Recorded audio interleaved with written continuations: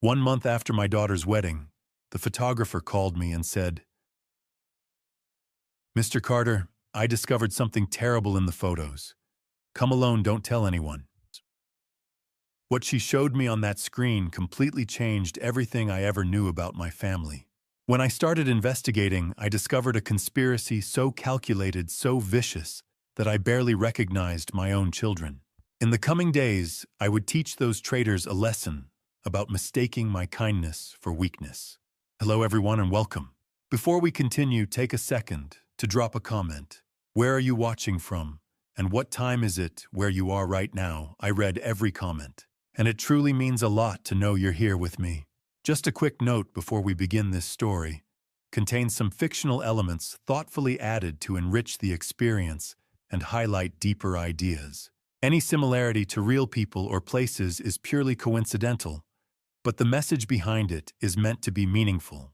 The phone rang at precisely 9:15 on a Tuesday morning, cutting through the silence of my home office like a blade through still water.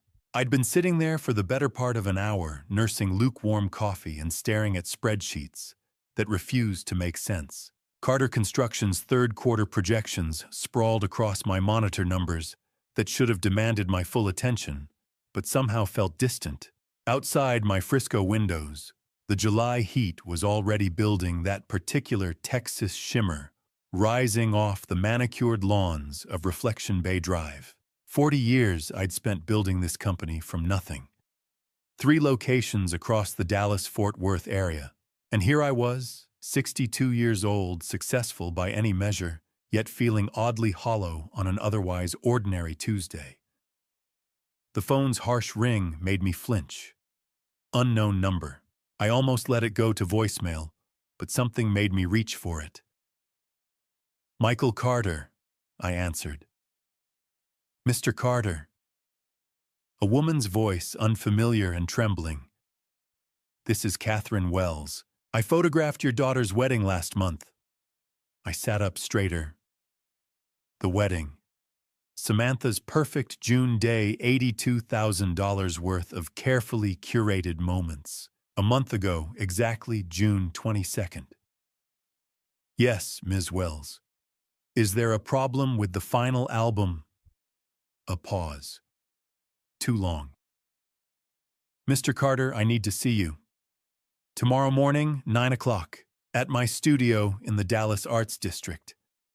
Her voice dropped to barely above a whisper. "Please come alone. And don't tell Samantha I called." My hand tightened around the phone. "What's this about? I found something in the photographs. Something terrible. I can't explain over the phone, but you need to see this." Before I could respond, my office door burst open without warning. Jennifer stood there, my younger daughter, 31 years old, and clutching her phone like a weapon. "Dad, I've told you 3 times already. I need that money. My car is literally an embarrassment. Lindsay just got a brand new Lexus NX, and I'm still driving that 7-year-old RAV4. Do you know what that looks like?" From deeper in the house, my house, Brandon's voice boomed out. "Babe, tell your dad I need another beer. This game's going into overtime." Brandon, my daughter's boyfriend of 4 years living in my pool house, contributing exactly nothing except demands. 38 years old and treating my home like his personal resort. I pressed the phone tighter to my ear. "Ms. Wells, I'll be there. 9 o'clock tomorrow." "Thank you, Mr. Carter. I'm so sorry.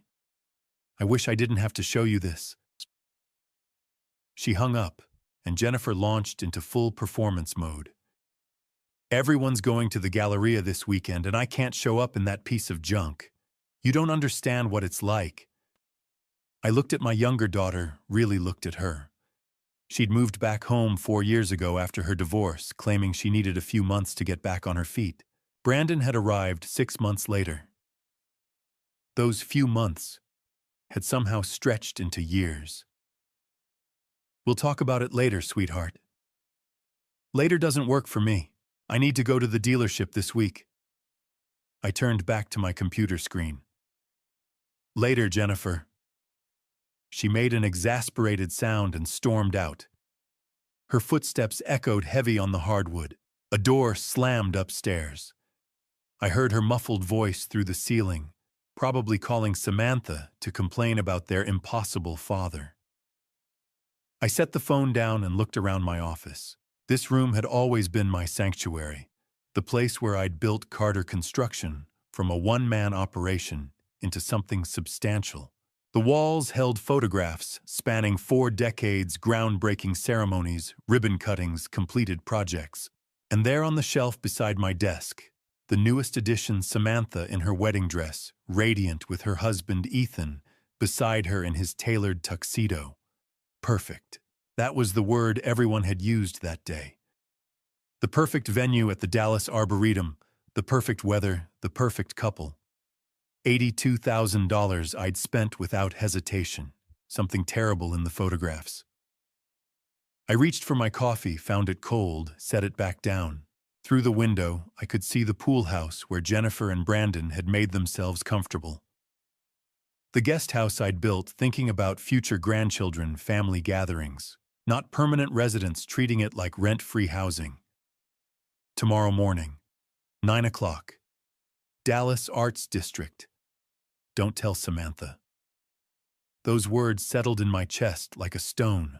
Why wouldn't I tell my daughter that her wedding photographer needed to see me? What could possibly be in those photos that required secrecy?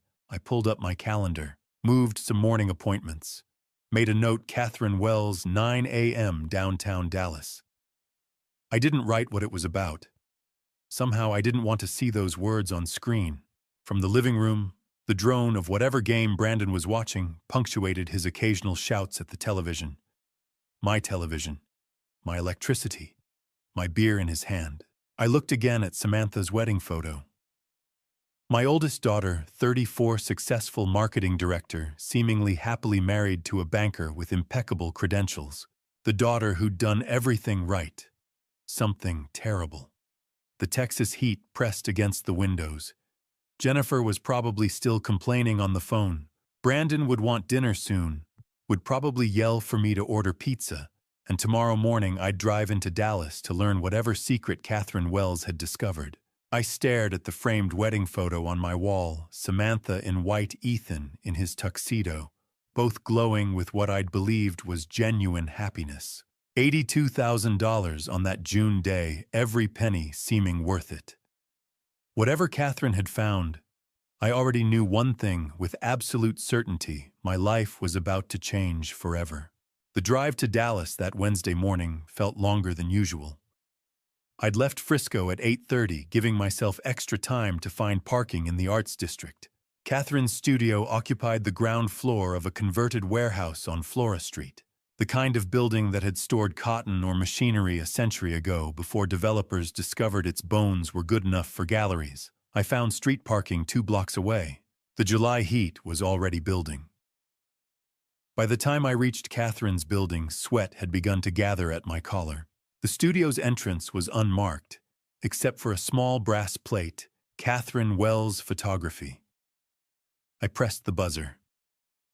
"Mr. Carter." Her voice came through immediately. "Yes." The lock clicked. I pushed through into a reception area with exposed brick walls rising to steel beams and skylights. Morning sun poured through the glass above, creating patterns on the polished concrete floor. Catherine appeared from a doorway to my left. She wore jeans and a white button-down, her dark hair pulled back. She looked younger than I remembered from the wedding, early 40s.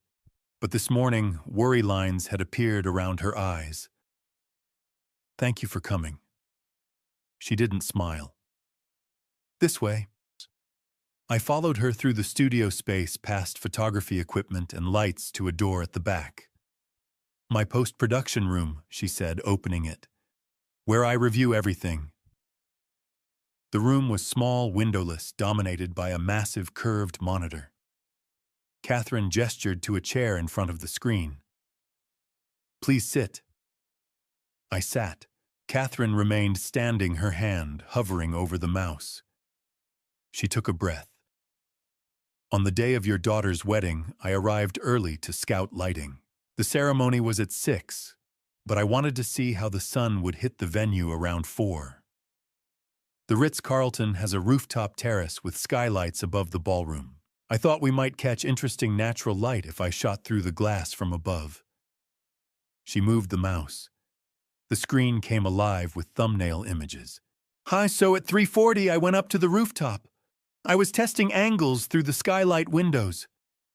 Her voice had gone quiet. And this is what appeared.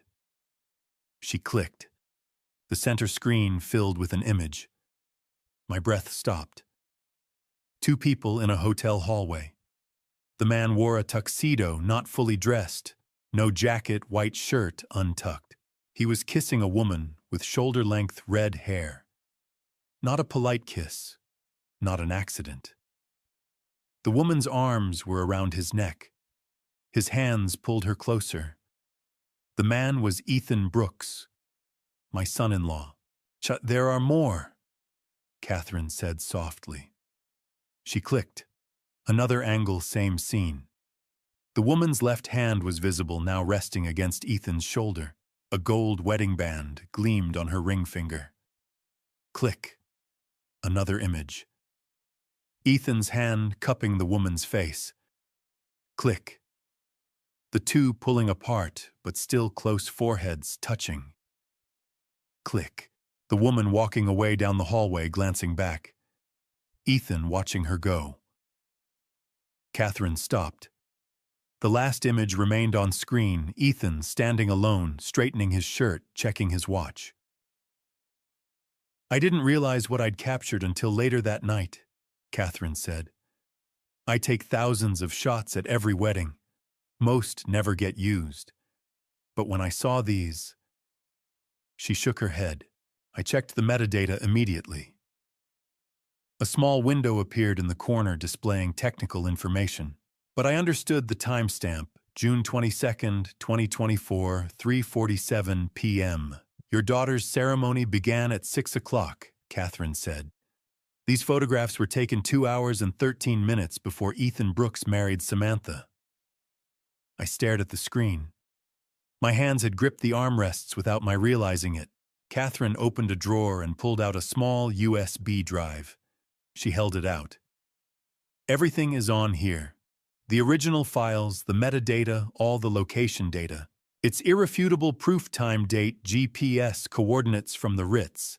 I made only one copy. This is for you. I took the USB drive. It felt impossibly light for something that weighed so much. I've been a wedding photographer for 18 years, Catherine said. I've seen things: drunk relatives, family fights, awkward toasts. But I've never seen a groom with another woman 2 hours before his wedding. I almost called you that night, but... She paused. I needed to think about whether it was my place, but this morning I decided, if it were my daughter, I'd want to know. I slipped the USB into my jacket pocket, found my voice. Thank you. I'm sorry, Mr. Carter. I stood. My legs felt uncertain. Catherine walked me back through the studio.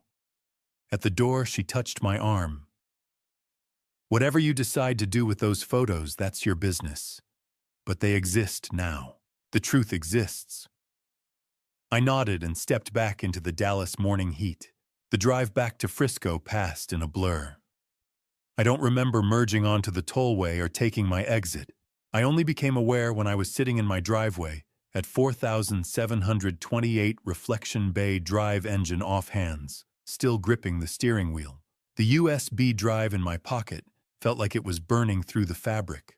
2 hours before the ceremony, while I'd been getting ready, adjusting my tie, preparing to walk Samantha down the aisle, while the florists were making adjustments, while I was reviewing my toast, wanting to get it right for my daughter's special day. 2 hours before Ethan had stood at that altar and promised to love, honor, and cherish Samantha for the rest of his life. I looked up at my house. Through the windows, I could see movement in the kitchen. Jennifer, probably. Brandon on the couch. Normal Wednesday morning. Nothing changed for them. but everything had changed for me. Catherine's words echoed. The truth exists now. I pulled the USB drive from my pocket and held it up to the sunlight. Such a small thing. Such a massive weight. What else didn't I know? That question scared me more than the photographs themselves. I sat in my car for 20 minutes before I could move. The USB drive was in my jacket pocket. The wedding photo of Samantha and Ethan lay on the passenger seat, where I'd placed it that morning, back when I'd thought today would only bring answers to one question. Now I had answers I didn't want. I picked up the photo. Samantha in her white dress, radiant. Ethan beside her in his tuxedo, smiling. Both of them looking at the camera like they had their whole lives ahead of them. Like they were in love. The photograph blurred as memory pulled me back 12 years to the spring of 2012, when Barbara had been fighting the cancer for 8 months. Stage 3 breast cancer. The doctors had tried surgery first, then radiation, then chemotherapy. She'd lost her hair by March, lost 30 pounds by April, but she hadn't lost her clarity. I came home from the construction site one afternoon in May to find her sitting up in bed, both daughters beside her. Samantha was 23 then, just out of college, already talking about getting her real estate license. Jennifer was 20, still finding her way, changing majors every semester. Barbara had called them both home from their apartments for what she called a conversation. I stood in the doorway of our bedroom, still in my work boots, not wanting to interrupt. Your father built Carter Construction from nothing, Barbara was saying. Her voice was soft, but firm. She'd always had that ability to speak quietly and still command a room. He started with a pickup truck and a toolbox. Worked 16-hour days for years. Missed dinners. Missed birthdays. He did that so you two would have opportunities he never had. Samantha and Jennifer both nodded. They looked young, sitting on either side of their mother's bed. Scared. They knew what this conversation really was, what it meant that Barbara was having it now. Don't take it for granted, Barbara continued. Not the business, not the house, not your father's generosity. He'll give you anything you ask for because that's who he is. But that doesn't mean you should ask. Mom, we won't, Jennifer started. Barbara held up a hand. Listen to me, both of you. I need to know you'll take care of yourselves, that you'll be responsible, that you'll work for what you want instead of expecting it to be handed to you. We will, Samantha said. We promise. I promise too, Jennifer echoed. Barbara looked at them both for a long moment, then nodded. Good. Now go downstairs and give me a few minutes with your father. They stood, kissed their mother's forehead one at a time, and left. Samantha's eyes were red. Jennifer was crying openly. When they were gone, Barbara looked at me. Come here, Michael. I crossed the room and sat on the edge of the bed where Samantha had been. Barbara took my hand. Her grip was weak, but her eyes were steady. I need you to promise me something, she said. Anything. Take care of them. Our girls. When I'm gone, they're going to need you. She paused. But don't let them take advantage of you. I started to protest, started to say our daughters would never do that, but Barbara squeezed my hand. Listen, you have the biggest heart of anyone I've ever known. It's one of the reasons I fell in love with you. But sometimes people mistake kindness for weakness. Even people who love you, especially people who love you because they think they're entitled to it. Beth, they're our daughters. I know. And I love them with everything I have. But I also know how easy it would be for you to spoil them thinking you're helping. To give them money every time they ask thinking you're being a good father. To solve all their problems thinking you're protecting them. She pulled my hand to her chest. Promise me you won't do that. Promise me you'll teach them to stand on their own. My throat was tight. I promise.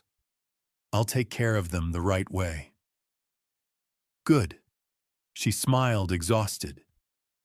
Because they'll test you, Michael. They might not mean to. They might not even realize they're doing it. But they will. And when that happens, you have to be strong enough to say no. 3 months later, in August of that same year, she was gone. The memory faded, and I was back in my car on this Wednesday afternoon in July 2024, the wedding photo still in my lap, tears I hadn't felt forming running down my face. Take care of them, but don't let them take advantage of you. I'd gotten it backward. I'd confused taking care of them with giving them whatever they wanted. When Samantha had asked for help with a down payment on her first condo 6 years ago, I'd written the check. When Jennifer had maxed out her credit cards and needed help, I'd paid them off. When Samantha had wanted an $82,000 wedding, I'd said yes without hesitation. I'd thought I was being a good father, honoring Barbara's memory by making sure our daughters never struggled the way we had. But Barbara hadn't asked me to make life easy for them. She'd asked me to teach them to stand on their own. Don't let them take advantage of you. I looked at the USB drive in my hand. Ethan kissing another woman 2 hours before marrying my daughter. An $82,000 wedding built on a lie. And I'd paid for all of it, the venue, the flowers, the photographer, who'd accidentally documented the truth. Had Barbara known? Had she seen something in our daughters even then, 12 years ago, that I'd been too blind to recognize? I wiped my eyes and finally opened the car door. The heat hit me immediately. I walked across the driveway up the front steps through the door. Inside, the air conditioning was a relief. From the living room, I heard the television, some game show Jennifer liked. Brandon's laugh. Neither of them called out to ask where I'd been. I walked past the living room without stopping, climbed the stairs to my office on the second floor, went inside and closed the door. Locked it. I sat at my desk in the dim afternoon light filtering through the blinds. The USB drive was still in my hand. I set it on the desk in front of me next to the framed photograph of Barbara I kept there. She was smiling in that picture taken at the beach 5 years before she got sick. Happy, healthy, alive. Promise me you'll teach them to stand on their own. I'm sorry, Beth, I whispered to the photograph. I got it wrong. Barbara had warned me. Don't let them take advantage. And sitting there in the darkness of my office with evidence of my son-in-law's betrayal on a USB drive, and my youngest daughter living rent-free in my pool house with her unemployed boyfriend, I had to ask myself, had I already failed the promise I'd made? I stayed in my office until evening staring at the USB drive and Barbara's photograph. Around 6:30, hunger finally drove me downstairs. Jennifer was in the kitchen making pasta. Brandon sat at the counter scrolling through his phone, a beer already open beside him. Hey, Dad, Jennifer said without looking up. Want some dinner? Sure, thanks. We ate together, the three of us, making small talk about nothing important. Jennifer asked if I'd had a good day. I said it had been fine. She didn't ask where I'd been that morning. Brandon didn't ask either. They never did. But halfway through the meal, a strange exhaustion settled over me. Not normal tiredness, this was heavier, like my limbs were filled with sand. My thoughts felt slower. I pushed my plate away, suddenly too tired to finish. You okay, Dad? Jennifer asked. Just tired. Think I'll turn in early. You've been tired a lot lately, she said. There was something in her voice I couldn't place. Getting old, I guess.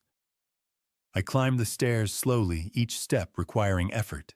By the time I reached the second floor, I wanted nothing more than to lie down. But as I passed Jennifer's old bedroom, the one she still used when she wanted privacy from Brandon, I heard her voice. The door was open about 3 inches.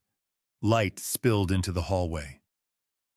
She was on her phone speaker mode, and I recognized the other voice immediately. Samantha, I stopped. I should have kept walking. But something in Jennifer's tone made me stay, made me step closer to the wall beside the door. "Dad's been acting weird lately," Jennifer was saying. "Weird how?" Samantha's voice came through tinny but clear. "I don't know. Quieter. Like he's thinking about something. He's always thinking about something. That's Dad." Samantha laughed. "Don't worry about it. I just need you to keep him distracted for another couple months. Until I file. The lawyer says I should wait at least 60 days after the wedding to make it look legitimate. So mid-August. Then I'll claim irreconcilable differences file for divorce, and under Texas community property law, half of all the wedding gifts are legally mine." My hand found the wall. I pressed against it to keep steady. "Ethan already agreed to the split?" Jennifer asked. 60-40 in my favor. He gets to keep his reputation intact. I won't mention any of his indiscretions, and I get $45,000 for 2 months of playing happy wife. Jennifer laughed. "Easiest money you've ever made." "Right. And speaking of money, I'm going to ask Dad for the down payment on that house in Fairview next week. That's why I need you to keep him busy. The more distracted he is, the less he'll question whether 50,000 is too much." "He never questions it," Jennifer said. "He always says yes eventually. You just have to make him feel guilty enough." "Exactly. That's why the pool house arrangement is perfect. Every time he sees you and Brandon living there, he feels like he's not doing enough. Makes him easier to manipulate." The word hit me like a physical blow. Manipulate. "I should go," Jennifer said. "Brandon's waiting downstairs, and Dad just went up. I'll text you tomorrow." "Keep him tired," Samantha said. "The more exhausted he is, the less he'll think clearly. You're doing great with that." They said goodbye. I heard Jennifer moving inside the room. I backed away from the door as quietly as my heavy limbs would allow, made it to my office, slipped inside, and closed the door. I stood there in the darkness, my back against the door, trying to breathe. The wedding wasn't just fake. It was a transaction. Samantha had married Ethan knowing she would divorce him, knowing she would walk away with half the wedding gifts, over $100,000, most of it cash. She'd planned it from the start. And I'd paid $82,000 for a ceremony that was nothing but theater. Keep him tired. The more exhausted he is, the less he'll think clearly. I walked to my desk and turned on the lamp. The USB drive sat where I'd left it. I picked it up. Evidence of Ethan's betrayal. But now I understood it wasn't betrayal at all. It was part of the plan. Maybe Samantha had even arranged it. Maybe she'd needed proof of infidelity to make the divorce easier. You're doing great with that. What had Jennifer been doing? What was making me so tired? I opened the desk drawer and pulled out the bottle of vitamins I'd been taking every morning for the past 3 weeks. Jennifer had bought them for me, said they'd give me more energy. Said I'd been looking run down and needed to take better care of myself. I stared at the bottle, at the innocent-looking pills inside. Keep him tired. My hands started shaking. On one side of my desk sat the USB drive proof that my son-in-law had kissed another woman 2 hours before marrying my daughter. On the other side sat a bottle of vitamins my younger daughter had given me right around the time I'd started feeling inexplicably exhausted. 2 betrayals in one day. Or maybe it was all one betrayal. Maybe it had always been one long, coordinated plan, and I'd been too blind, too tired to see it. I sat down heavily in my chair. Through the closed door, I could hear Jennifer's footsteps descending the stairs. Her laugh as she rejoined Brandon in the living room, the television turning on.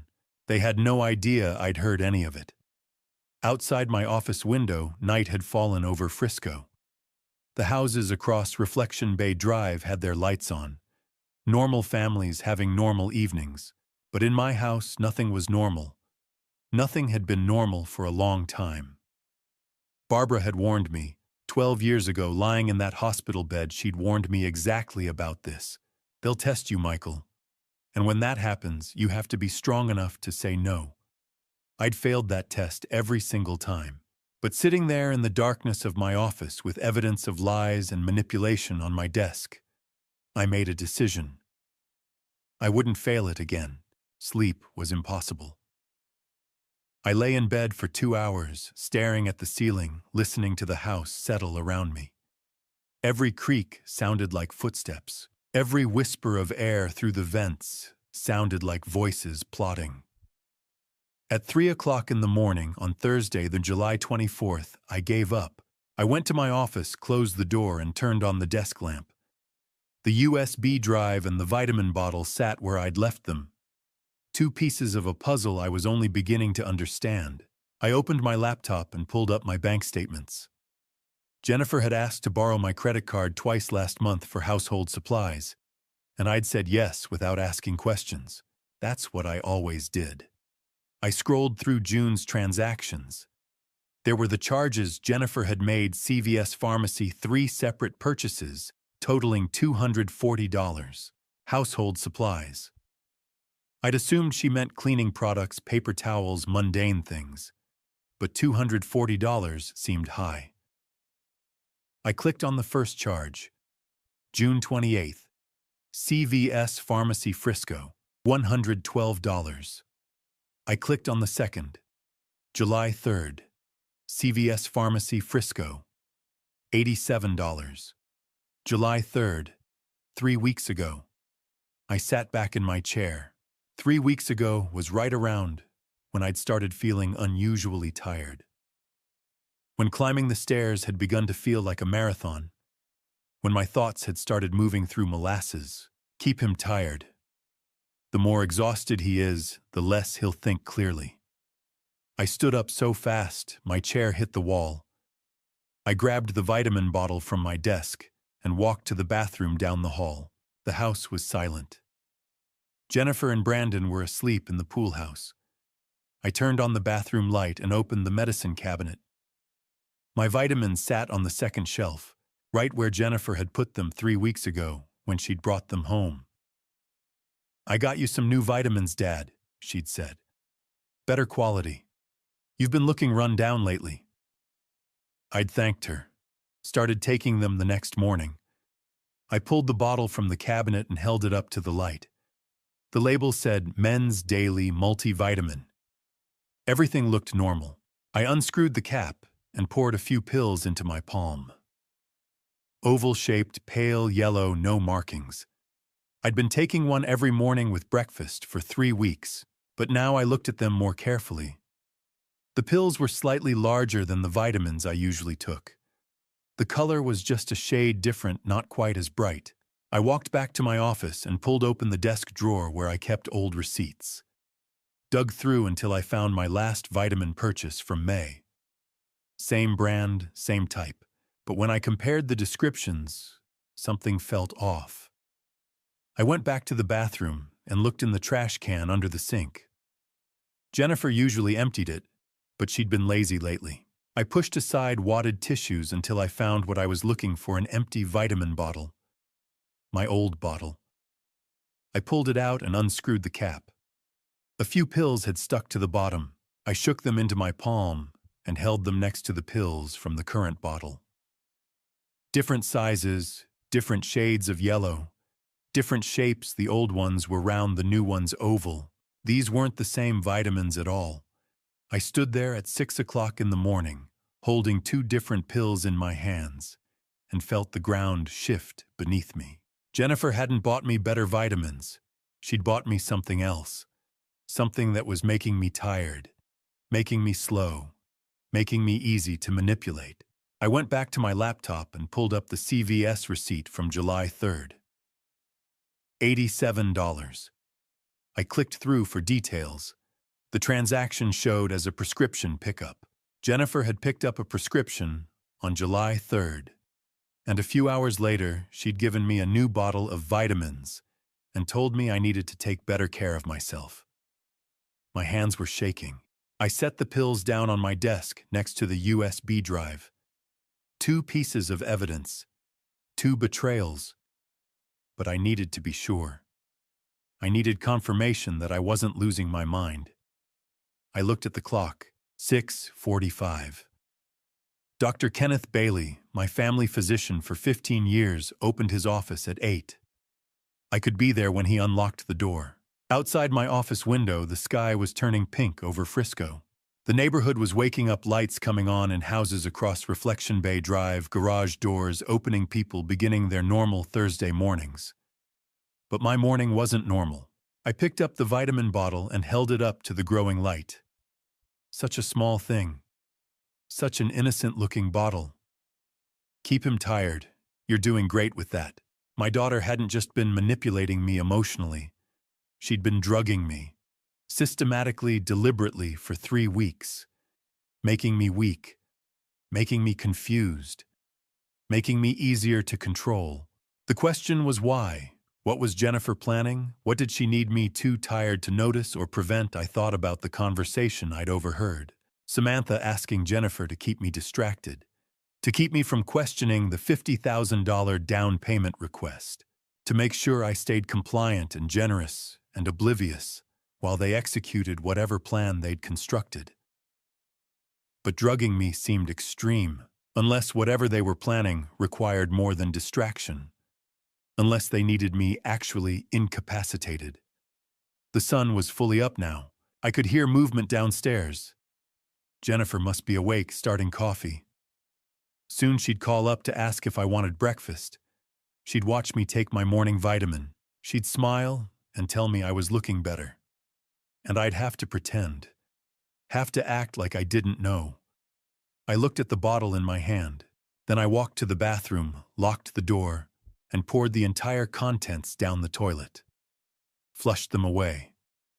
Watched them disappear. I replaced the empty bottle in the medicine cabinet exactly where it had been. Then I went to the kitchen where Jennifer was making eggs. "Morning, Dad," she said cheerfully. "Sleep well?" "Fine." I lied. Just fine. She handed me a plate. I sat at the table and ate breakfast with my daughter, answering her questions about my day, smiling when she smiled, acting like everything was normal. Like I didn't know she'd been poisoning me. Like I didn't know that in 2 hours I'd be sitting in Dr. Bailey's office showing him those pills, asking him to run tests on my blood. Like I didn't know that everything I'd believed about my family, about my daughters, about their love, about what we meant to each other, had been a carefully constructed lie. I finished my eggs. Jennifer refilled my coffee. The morning sun streamed through the kitchen windows, bright and warm and false. I arrived at Dr. Kenneth Bailey's office at 9 o'clock sharp, 20 minutes before his first scheduled appointment. The receptionist recognized me. I'd been coming here for 15 years, and when I told her it was urgent, she knocked on Dr. Bailey's door immediately. He appeared a moment later, still putting on his white coat. He was in his mid-50s with gray hair and the calm demeanor of someone who'd spent decades delivering both good news and bad. "Michael," he said, concern already in his voice. "Come in." I followed him into his examination room. The familiar smell of antiseptic and old magazines. The anatomical posters on the walls. The examination table with its crinkly paper. I pulled the vitamin bottle from my jacket pocket and set it on his desk. Then I pulled out the CVS receipt and my phone where I'd photographed the old pills from the trash. "I need you to tell me what these are," I said. "Doctor."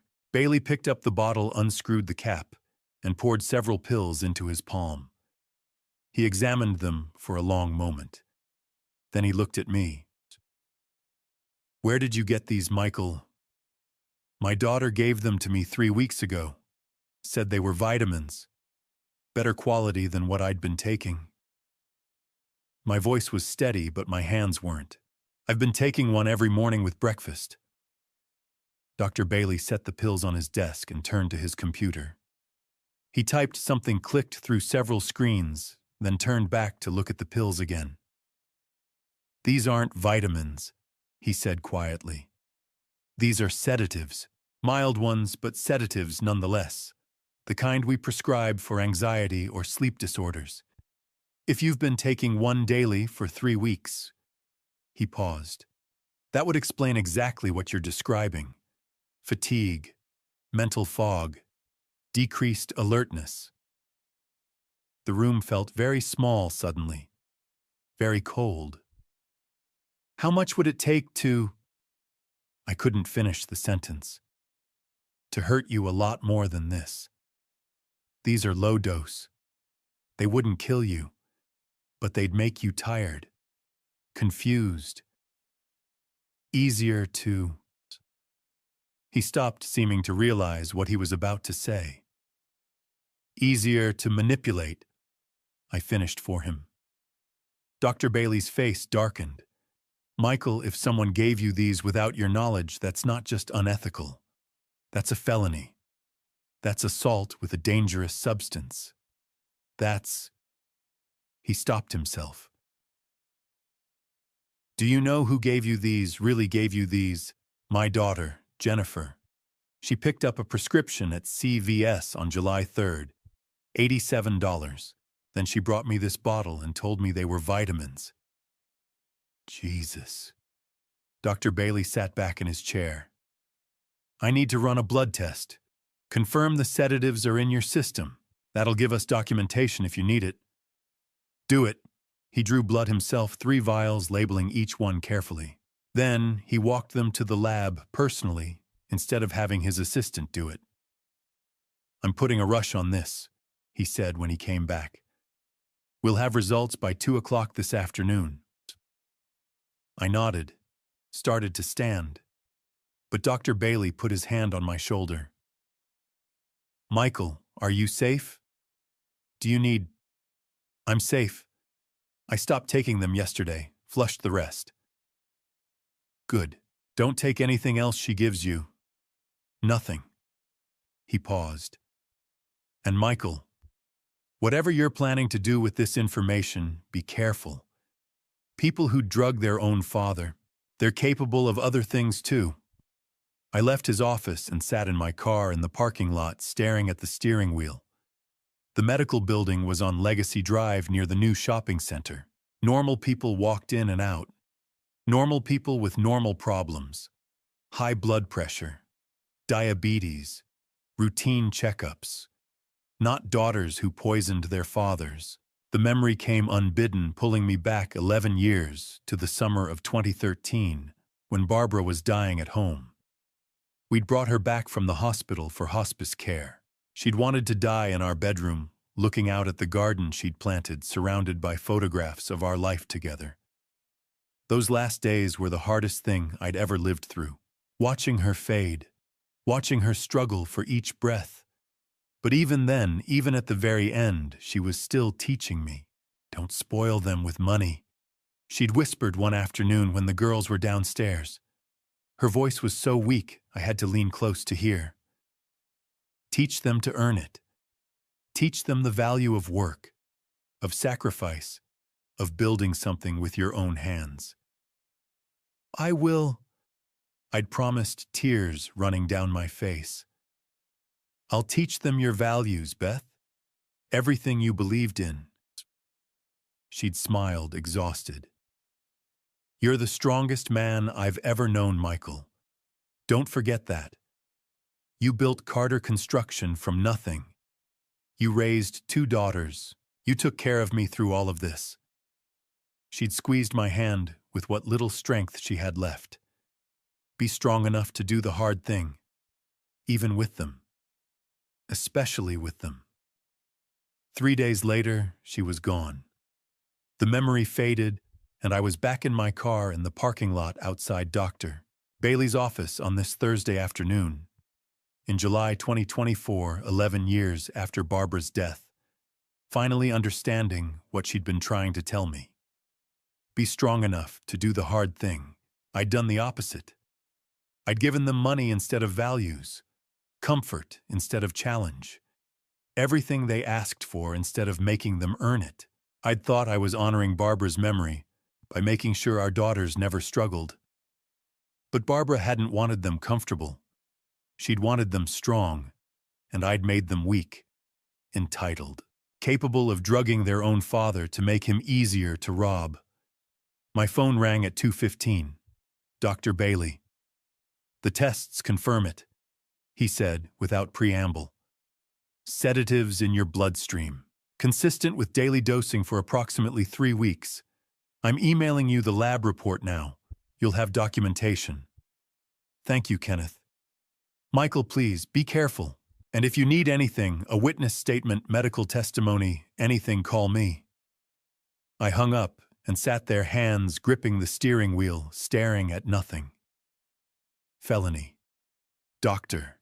Bailey had said it was a felony. My daughter hadn't just manipulated me. She'd committed a crime against me, had poisoned me.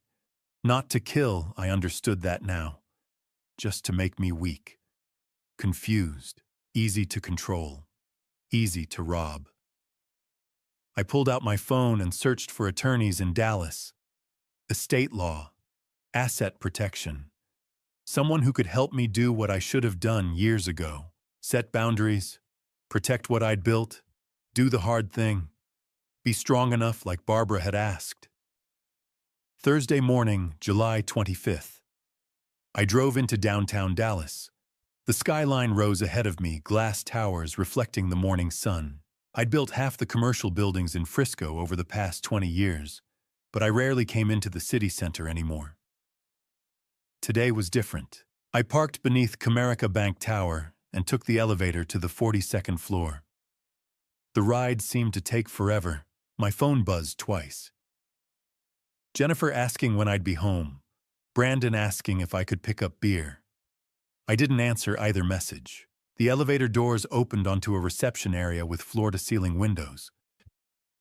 The view stretched across Dallas highways, threading between buildings, the Trinity River winding through downtown neighborhoods, spreading toward the horizon. I gave my name to the receptionist. She made a call, then smiled. "Mr. Pierce will see you now. Second door on your right." Gregory Pierce's office matched the view, expensive, precise, designed to convey competence. He stood when I entered, extending his hand. He was in his early 50s with silver hair and the steady gaze of someone who'd heard difficult stories without flinching. "Mr. Carter, please sit." I sat in one of the leather chairs facing his desk. Pierce settled across from me, waiting. No small talk, just professional attention.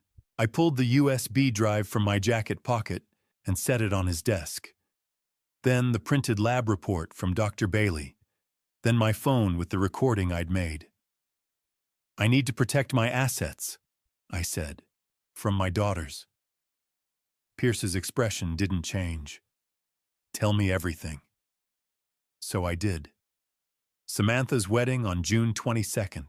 Catherine's photographs, Ethan kissing another woman 2 hours before the ceremony. The metadata proving when and where. Overhearing Jennifer and Samantha's conversation about the fake marriage designed to end in divorce, with a 60-40 split of wedding gifts.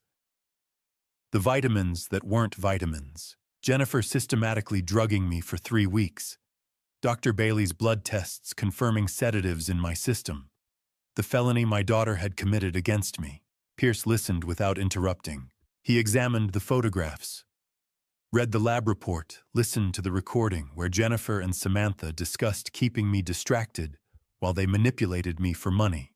When I finished, Pierce sat back in his chair. "Mr. Carter, you have grounds for criminal complaints. Drugging someone without knowledge is felony assault, but you came here for asset protection, not prosecution. Correct?" "Yes." "Do you want to pursue criminal charges?" I thought about Jennifer in handcuffs, about Samantha being questioned by police, about our family becoming public record. "No," I said. "I want them out of my life. I want my assets protected. I want to make sure that when I die, they don't inherit what I've built." Pierce nodded. "Then here's what I recommend. An irrevocable trust. You transfer all your assets, your home, your business, your investments into the trust. You maintain control during your lifetime. You can live in the house, run the business, access the funds, but legally you no longer own these assets. The trust does. And when I die, the trust distributes according to your instructions, not state law. You can specify that your daughters receive only the minimum required by Texas law, which for adult children is nothing. You can designate other beneficiaries, charities, anyone you choose. Can they challenge it? They can try. But an irrevocable trust properly executed is nearly impossible to break. Especially given the evidence you have, any judge would see why you chose to disinherit them. I felt something loosen in my chest. What about Jennifer and Brandon? They're living in my pool house. No lease, no rent, no agreement. They're guests who've overstayed their welcome. In Texas, that means you serve them with a 30-day notice to vacate. If they refuse to leave after 30 days, you file for eviction. But most people leave once they receive the notice. How fast can you prepare everything? Pierce turned to his computer. The trust will take a few days to draft properly. Too important to rush, but the eviction notice is straightforward. I can have that ready by tomorrow afternoon, Friday. And the trust? I'll need detailed information about all your assets. Property deeds, business records, investment accounts, bank statements. Can you get those to me by Monday? Yes. Then we can finalize the trust by end of next week. The fee for this work is $12,000. That includes drafting the trust, filing all necessary documents, and preparing the eviction notice. $12,000. The same amount I'd spent on the photographer for Samantha's fake wedding. When can I sign the retainer? Pierce pulled out a contract. I read through it quickly. Standard terms, fees, clearly stated scope of work defined. I signed without hesitation. Pierce countersigned, then extended his hand. Mr. Carter, I know this isn't easy, but you're doing the right thing. Protecting what you've built isn't selfish. It's sensible. My wife tried to tell me that, I said. 12 years ago. I should have listened. It's not too late to listen now. I left Pierce's office with a copy of the retainer agreement in my briefcase and instructions to gather all my financial documents. The elevator ride down felt different than the ride up. Lighter, more certain. For 40 years, I'd made tough decisions in business. I'd fired employees who weren't performing. I'd walked away from deals that didn't make sense. I'd said no to clients who wanted more than I could deliver. I'd done all of that without hesitation because it was necessary. But with my daughters, I'd never said no. I'd never set boundaries. I'd never treated them the way I treated my business, with clear expectations and real consequences. Barbara had known that would be my weakness. She'd tried to warn me, tried to make me promise I'd be strong enough to do the hard thing. I'd failed that promise for 12 years. But walking out of Comerica Bank Tower into the Dallas morning heat, I felt something I hadn't felt in a long time. Like I was finally keeping my word. Friday evening, July 26th, Samantha arrived unannounced. I was in my office when I heard her car in the driveway. Through the window, I watched her step out of her white Mercedes carrying a bottle of wine and wearing her "Let's Talk Daddy" smile. I met her at the front door. "Hi, Dad." She kissed my cheek, holding up the wine. "Brought your favorite. Thought we could catch up." "Of course. Come in." We settled in the living room. Samantha poured 2 glasses, handed me one, and curled up in the armchair like she used to do when she was young, before the wedding, before I knew what the wedding really was. "How's business?" she asked. "Busy. Summer's our peak season." "And how are you feeling? Jennifer said you've been tired lately." I sipped the wine, wondered if Jennifer had told Samantha about the vitamins, if they'd planned that together. "I'm feeling better now," I said. We talked for 20 minutes about nothing important. The weather, the Cowboys' chances this season, a restaurant she and Ethan had tried. I watched her perform the warm daughter, the caring eldest child, the responsible married woman. Finally, she set down her glass and leaned forward. Dad, I wanted to talk to you about something exciting. Ethan and I found the perfect house. Did you? 4 bedrooms, Fairview area, amazing schools for future grandkids. She smiled. Future grandkids. The bait she thought would hook me. It's everything we've dreamed of, but the market is so competitive right now. We need to move fast. I said nothing. Just waited. The thing is, we need the down payment to make an offer. $50,000. I know it's a lot, but after everything you invested in our wedding, this just completes the picture. It's the foundation for our future, for your grandchildren's future. $50,000, said so casually, like it was nothing. That's a significant amount, sweetheart, I said. Samantha's smile didn't waver. I know, but we'll pay you back, of course. Once we sell Ethan's condo, 6 months, maybe a year at most. I'd heard that before. We'll pay you back always meant we won't, but saying this makes you feel better.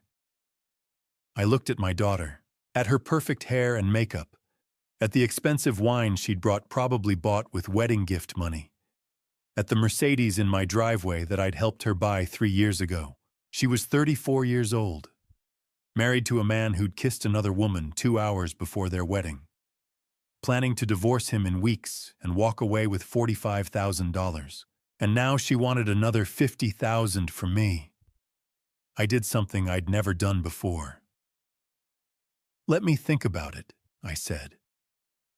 The smile froze on Samantha's face. Just for a second, just long enough for me to see the flash of surprise, of confusion, of something that looked like anger. Think about it, she repeated. It's $50,000, Samantha. That's not a small decision. I need to review my finances, make sure the timing works. But Dad, we need to make the offer this weekend. If we wait, someone else will. Then maybe you should wait until you've saved the down payment yourselves, I said quietly. The mask slipped. Her eyes narrowed, her mouth tightened. Are you serious right now? After I just got married? After you spent $82,000 on my wedding? You're suddenly concerned about money. I'm concerned about making smart financial decisions. Since when? Since I found out your marriage is fake. Since I discovered your sister's been drugging me. Since I realized everything I believed about my daughters was a lie. But I didn't say any of that. Instead, I stood up. I said I'll think about it. That's my answer for now. Samantha stood too. She set her wine glass down hard enough that it cracked against the coffee table. Fine. Think about it. Her voice had gone cold. The warm daughter act was gone. But don't take too long. Some opportunities don't wait. She grabbed her purse and walked to the door. I followed, opened it for her. She paused on the threshold. You know, Mom would have wanted you to help us build our lives. She would have wanted you to be generous. The words hit like a slap, using Barbara against me. Your mother, I said carefully, wanted me to teach you to stand on your own feet, not to hand you everything you asked for. Samantha stared at me. For a moment I thought she might say something else, but instead she turned and walked to her Mercedes. I watched her drive away, taillights disappearing down Reflection Bay Drive. She was probably calling Jennifer right now, telling her that something was wrong with Dad, that he'd acted strange, that he'd said no for the first time in his life. Or maybe she was calling the realtor, signing papers anyway. Assuming I'd cave like I always did. Assuming that, let me think about it, really meant, yes, but I need to feel responsible.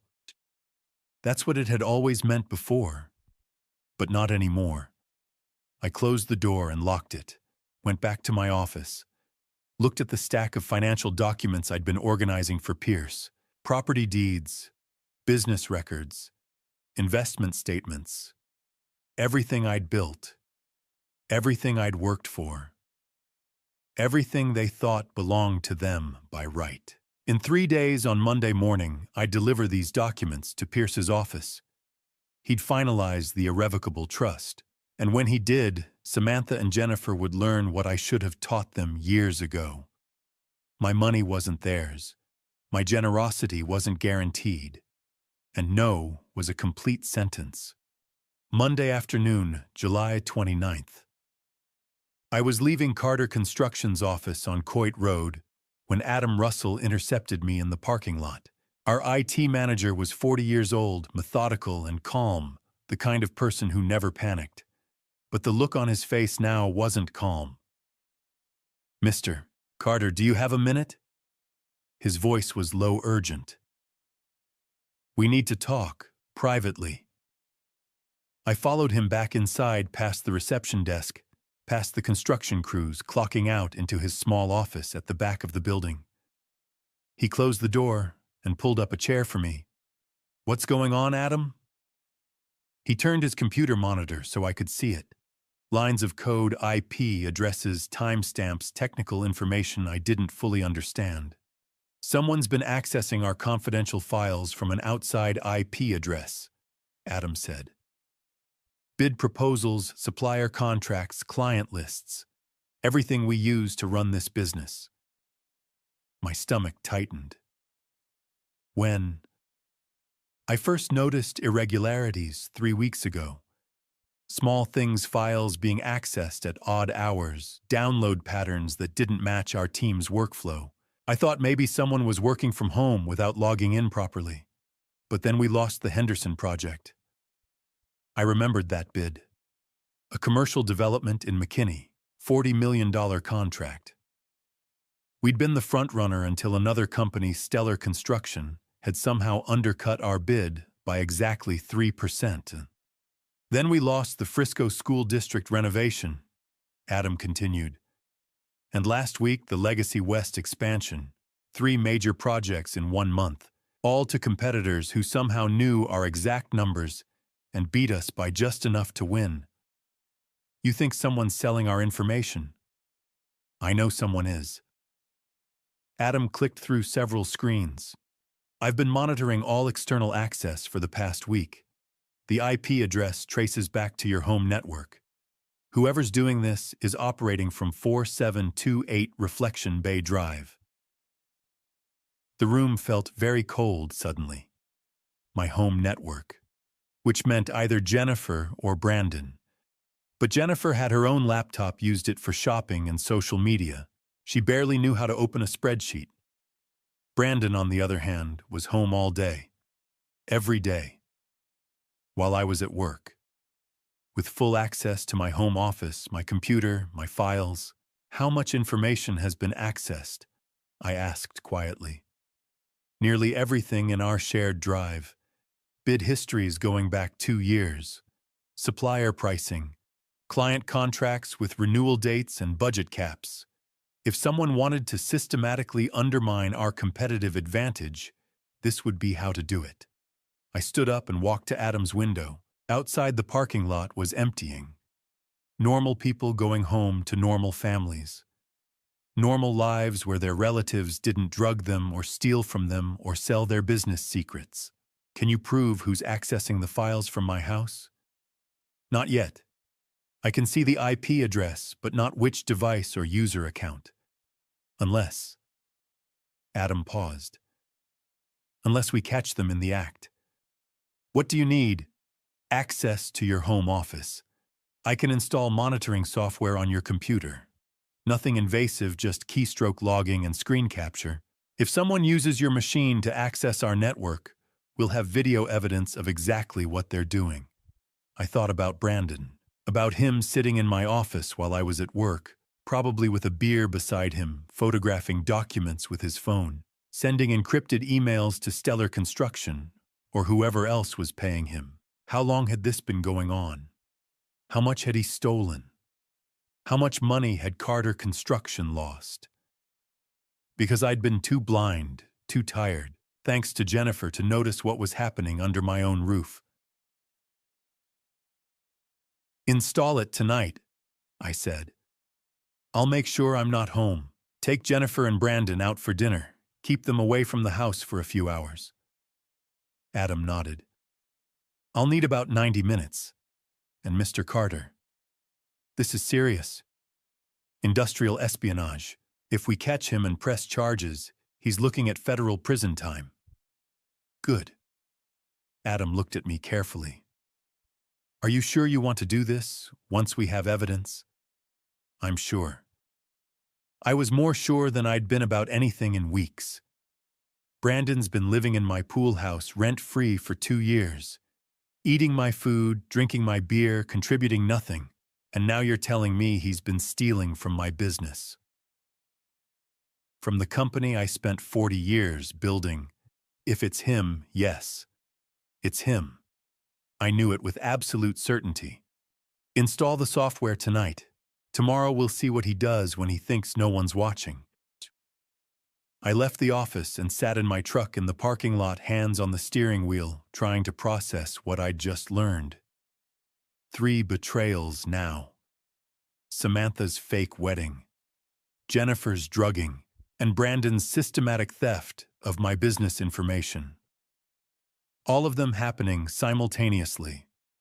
All of them designed to take something from me: money, clarity, competitive advantage. All of them happening right under my nose while I was too generous, too trusting, too tired to see it. Barbara had warned me. "They'll test you, Michael, and when that happens, you have to be strong enough to say no." But this wasn't about saying no anymore. This was about saying enough. I pulled out my phone and texted Jennifer. "Taking you and Brandon to dinner tonight. Papa Dough in Planto. 7 o'clock. My treat." She responded immediately. "Really, what's the occasion?" "Just want to spend time with you both," I typed back. The lie came easily now. I'd learned from the best. While we were eating seafood and pretending to be a normal family, Adam would be in my house installing surveillance software. And tomorrow, when Brandon sat down at my computer, thinking he was safe, thinking I was too stupid or too blind to notice what he was doing, we'd capture every keystroke, every screen, every piece of evidence we needed. I started the truck and drove toward home. The camera would be installed tonight. Tomorrow, if my suspicions were correct, and I knew they were, I'd have proof. Brandon wasn't just lazy. He wasn't just a parasite living off my generosity. He was stealing my business. And in a few days, when I had all the evidence I needed, he was going to learn what happened to people who mistook my kindness for weakness. Tuesday evening, July 30th. Adam arrived at my house at 8 o'clock with a small black bag. Jennifer and Brandon were in the pool house.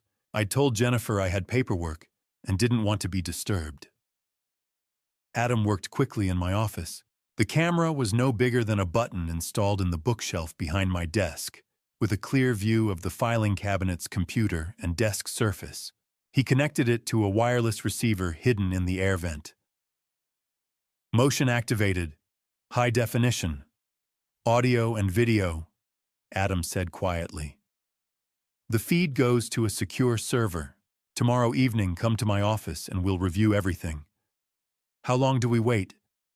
"If he's been doing this regularly, he'll do it again soon. Probably tomorrow when you're at work." Adam stepped back.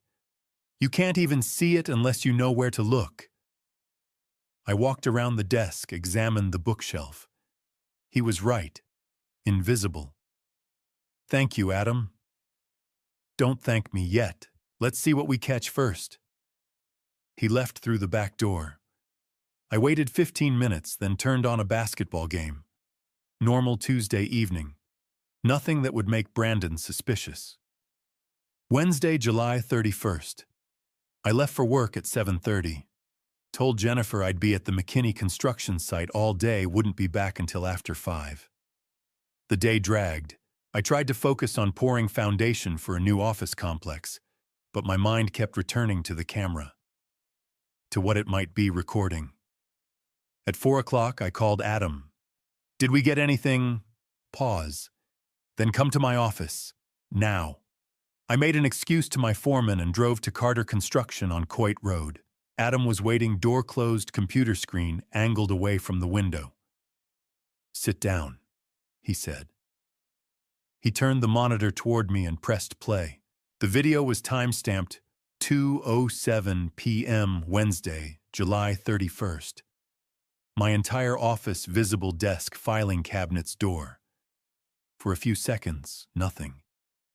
Then the door opened. Brandon walked in. He didn't hesitate. Didn't look around nervously. He walked straight to the filing cabinet, pulled open the second drawer, and flipped through folders. Henderson Center bid. Frisco School District proposal. Legacy West expansion contract, all 3 projects we'd lost. He set them on my desk, pulled out his phone, and began photographing each page. Front and back. Every number. Every specification. Every supplier quote. When he finished, he opened my desk drawer and pulled out our current bid on the Allen retail development.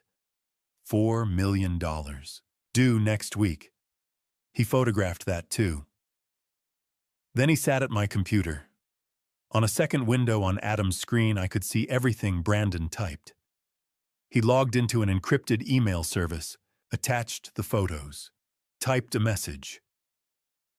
Latest bids attached.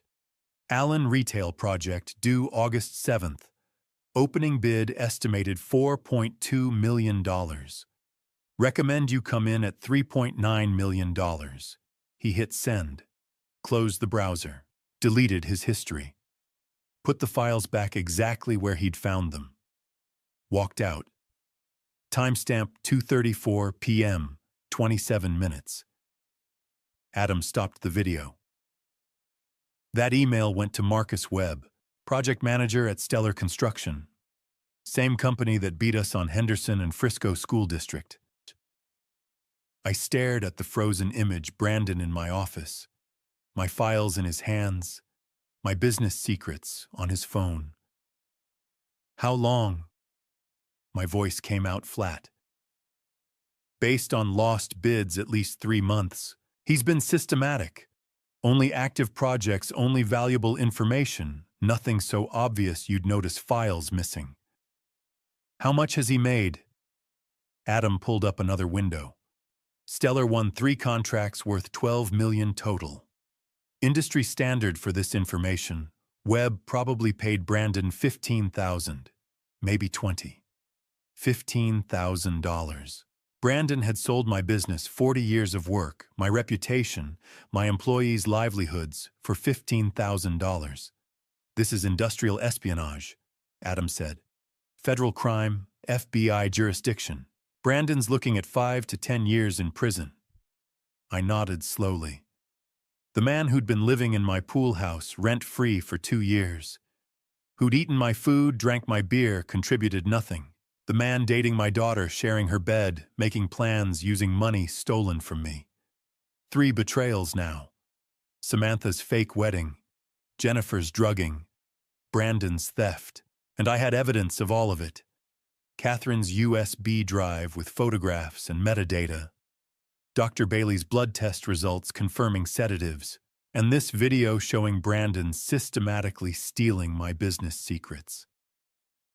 "Save everything," I said. "Multiple copies, cloud storage, physical drives." "Already done." I stood. "Friday morning the eviction notices go out. 30 days to vacate. But keep monitoring. If he accesses anything else, I want to know. You're not reporting him to the FBI?" "Not yet." I looked at Adam. "But I want the option. When the time comes for them to leave, I want every piece of leverage I can get." "Understood." I drove home as the sun set over Frisco. Through my windshield, I could see the pool house lights on. Jennifer and Brandon were probably making dinner, watching television, living their comfortable parasitic life without a care. They had no idea that in 48 hours everything would change. That the eviction notices were already drafted. That the irrevocable trust was nearly finalized. That every betrayal had been documented, recorded, saved.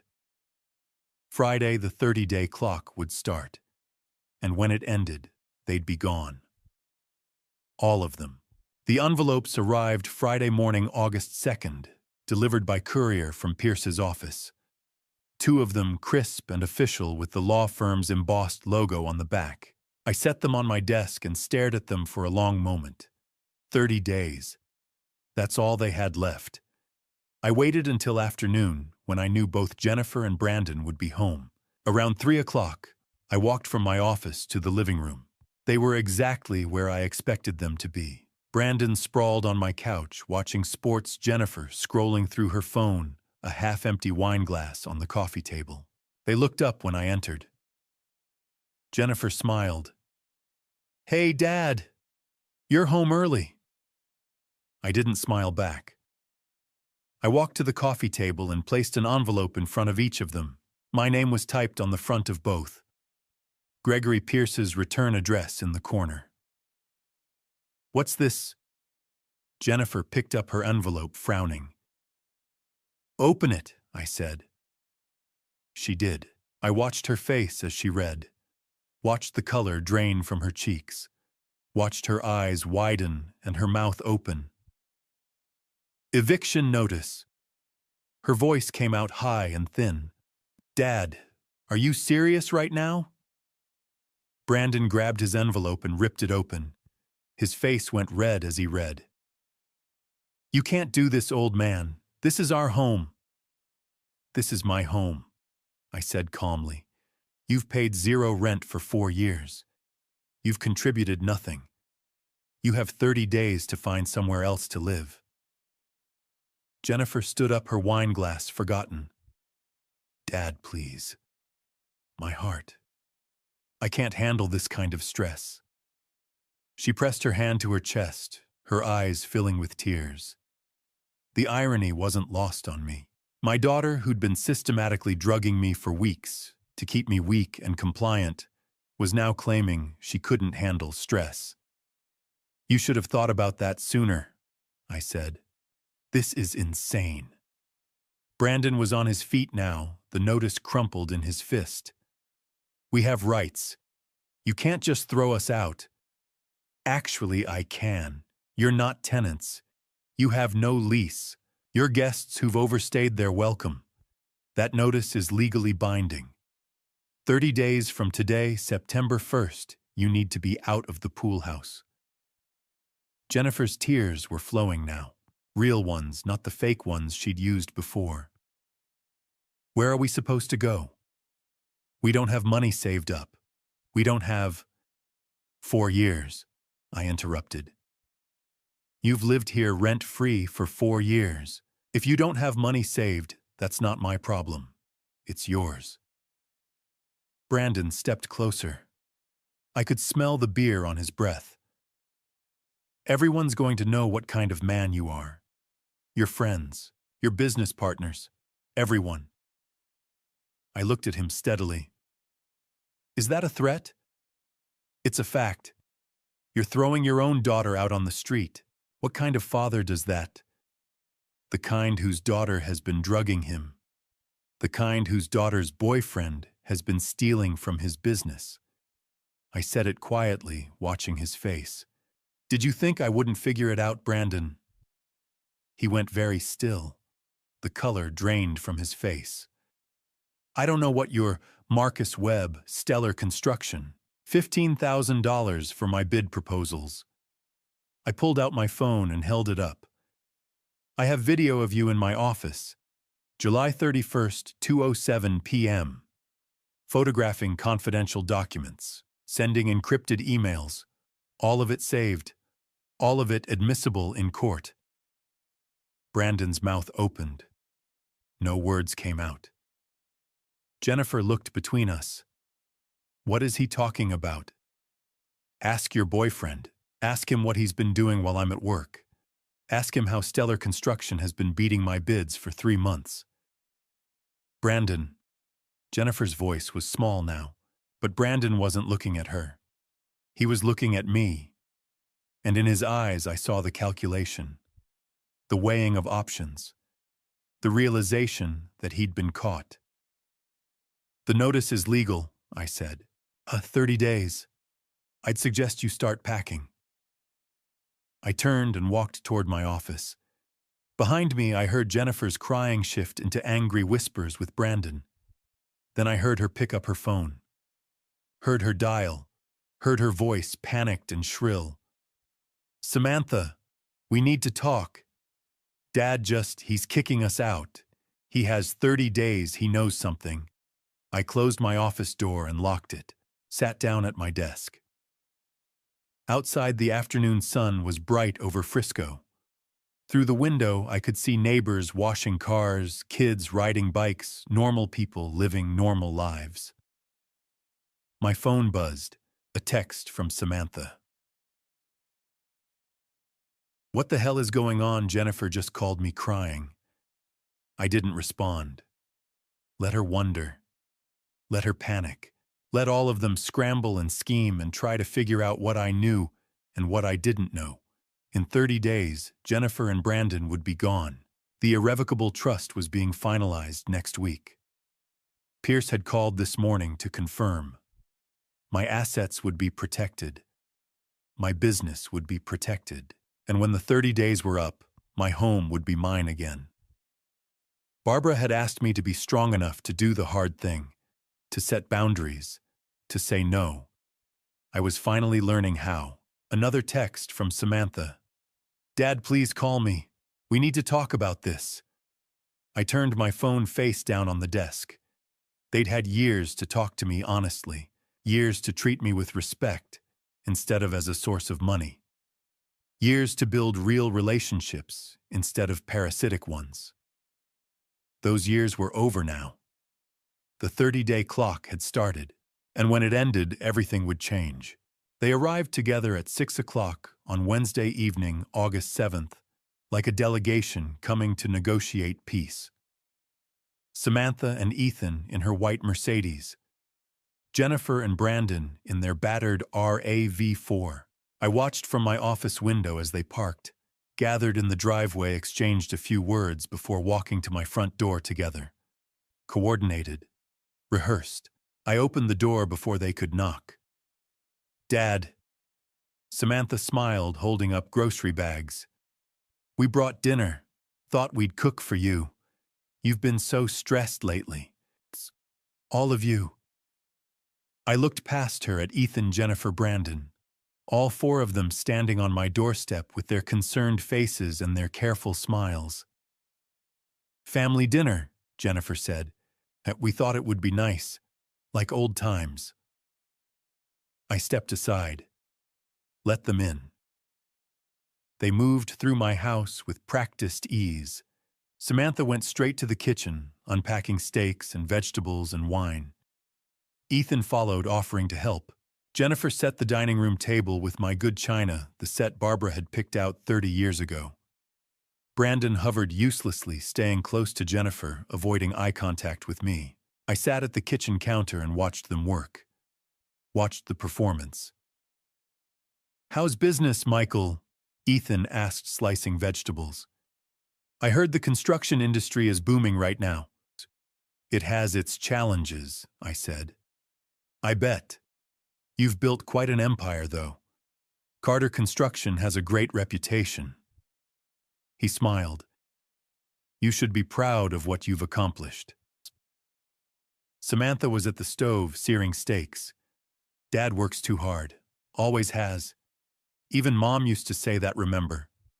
She glanced at me over her shoulder. She wanted you to slow down. Enjoy life more.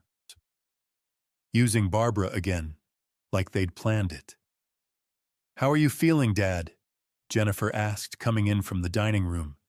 You've seemed tired lately. Are you taking your vitamins? The irony of that question. I looked at her directly. I stopped taking those vitamins, actually. Wasn't feeling quite right on them. Something flickered across Jennifer's face, just for a second. Then the concerned daughter mask was back.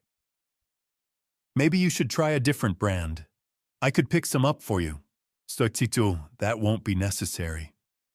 Dinner was ready by 7. We sat at the dining room table, me at the head, Samantha and Ethan on my right, Jennifer and Brandon on my left. The steaks were good. The wine was expensive. Everything was perfect. Everything was fake. So, Dad, Samantha said, cutting her steak, we've all been talking about the eviction notice, about everything. Here it comes, I thought. And we think there might be a better solution, something that works for everyone. Ethan nodded. We're all family here. We should be able to work this out. The thing is, Samantha continued, her voice gentle, reasonable. This house is too much for you, Dad. 4 bedrooms, 3 bathrooms, all this yard maintenance. It's too much for one person. I've been managing fine, I said.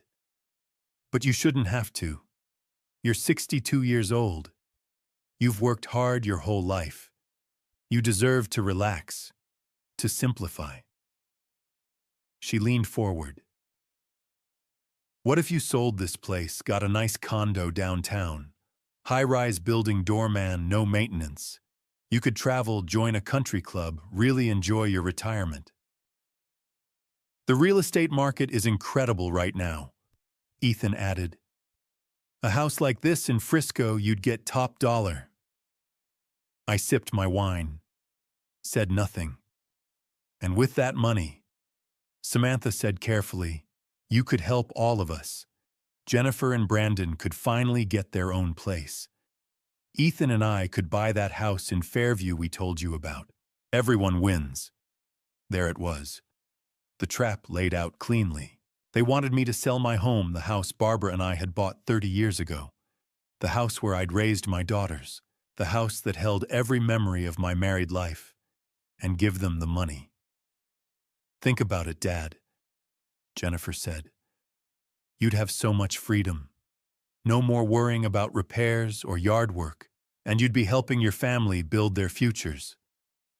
Brandon spoke for the first time. It makes sense, sir. Property values are only going up.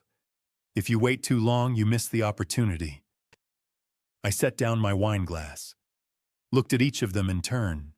Samantha with her warm smile, Ethan with his supportive nod, Jennifer with her concerned eyes, Brandon with his calculating expression.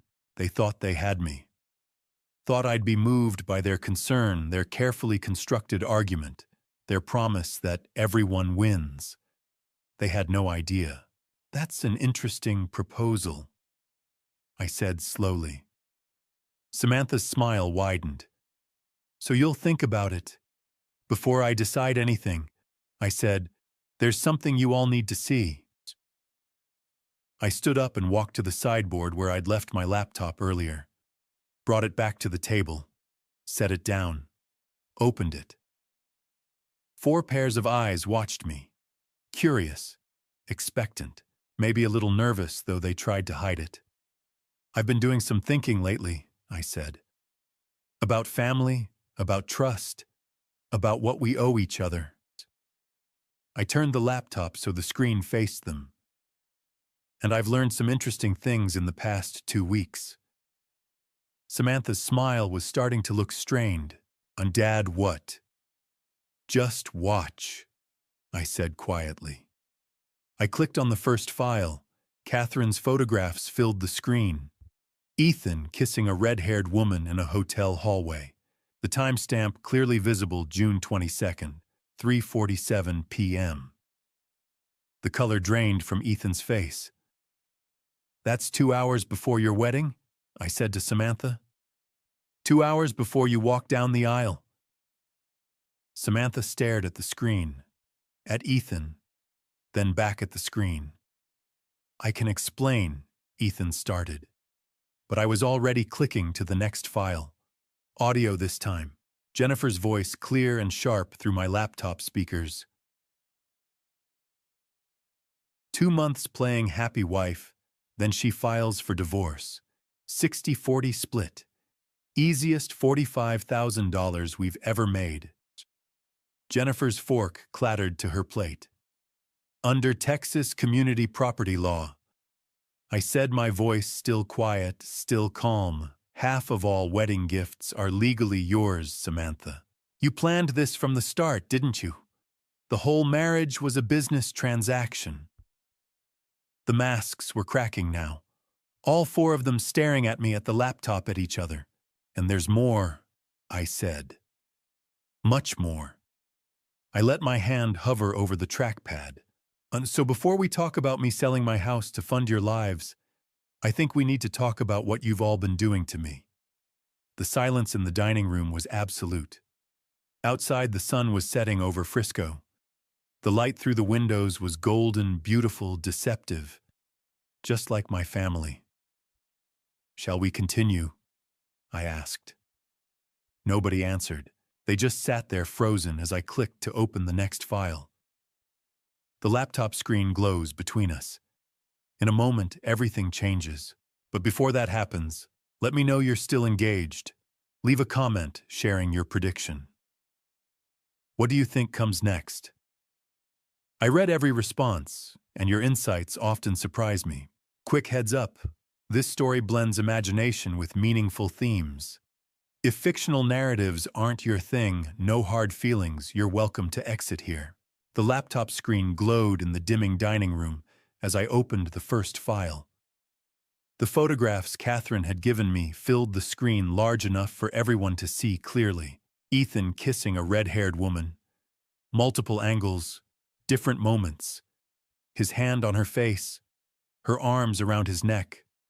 Both of them clearly visible, clearly identifiable. And in the corner of each image, the metadata June 22nd, 2024. 3:47 p.m. That's you, Ethan, I said quietly.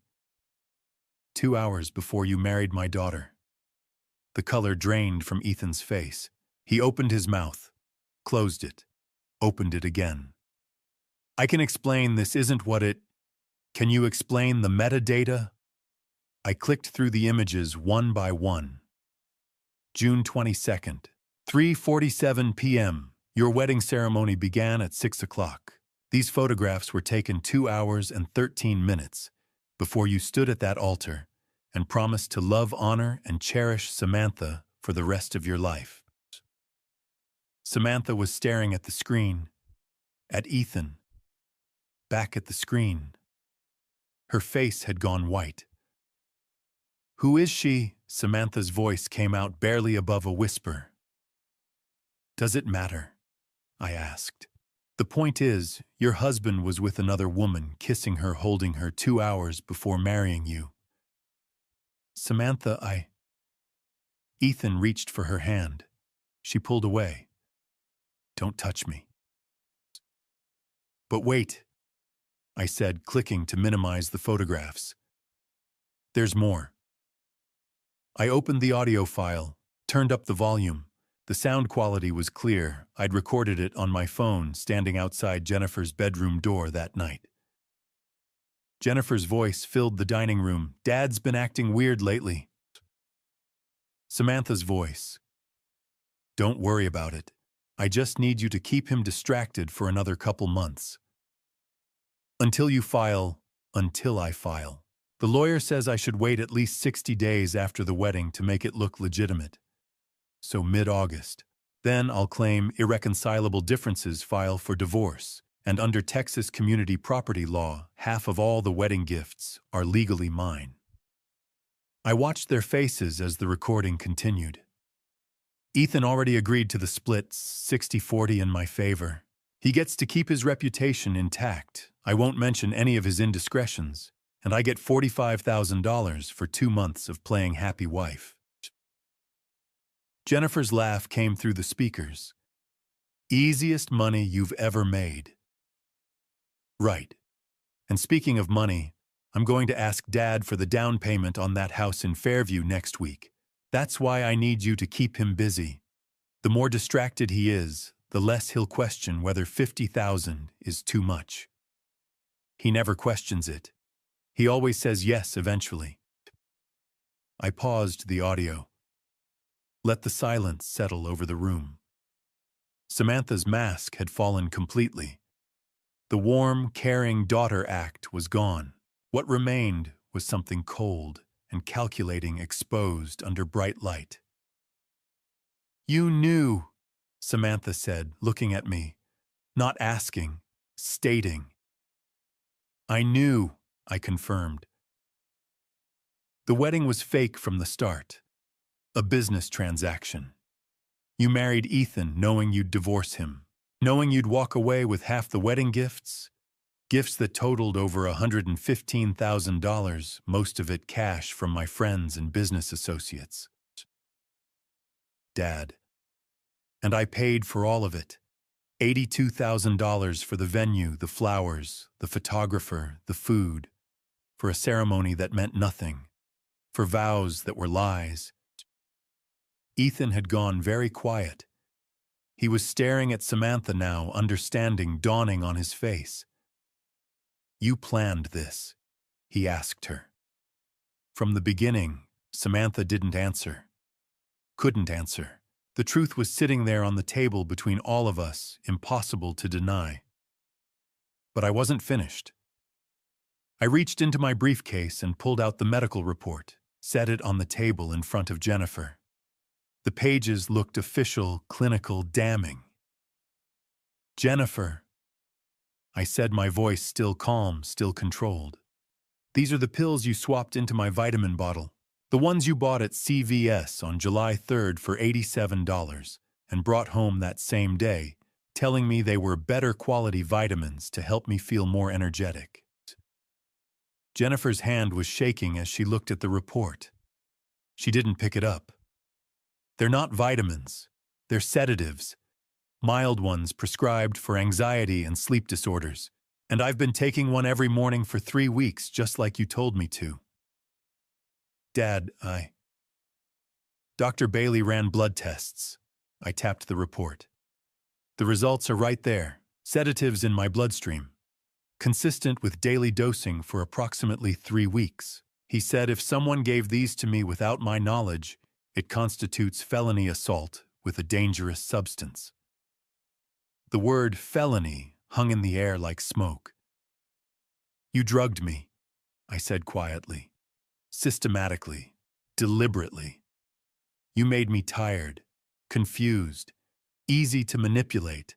And why? So I wouldn't question the money you and your sister were taking from me. So I'd be too exhausted to notice what you were really doing. Jennifer's face had gone from white to gray. Brandon was staring at her, his mouth open. You poisoned your own father. Brandon's voice was barely audible. Don't act so shocked, Brandon, I said. We'll get to you in a minute. I turned back to the table. 4 people sat there frozen in various states of shock and horror. Samantha's hands were clenched in her lap. Ethan had pushed his chair back slightly, as if trying to distance himself. Jennifer looked like she might be sick. Brandon's eyes kept darting to the door, calculating escape routes. 3 betrayals, I said. Documented, recorded, saved. Ethan's infidelity 2 hours before the wedding. Samantha's planned divorce to steal wedding gifts. Jennifer's systematic drugging of her father. The silence was absolute. Even the sound of breathing seemed too loud. And I'm not finished, I said, reaching for the laptop again. There's still one more thing you all need to see. Dad, please, Jennifer started. Please what? Please stop. Please pretend I don't know what you've done. I looked at her. Really looked at her. Your mother died 11 years ago, Jennifer.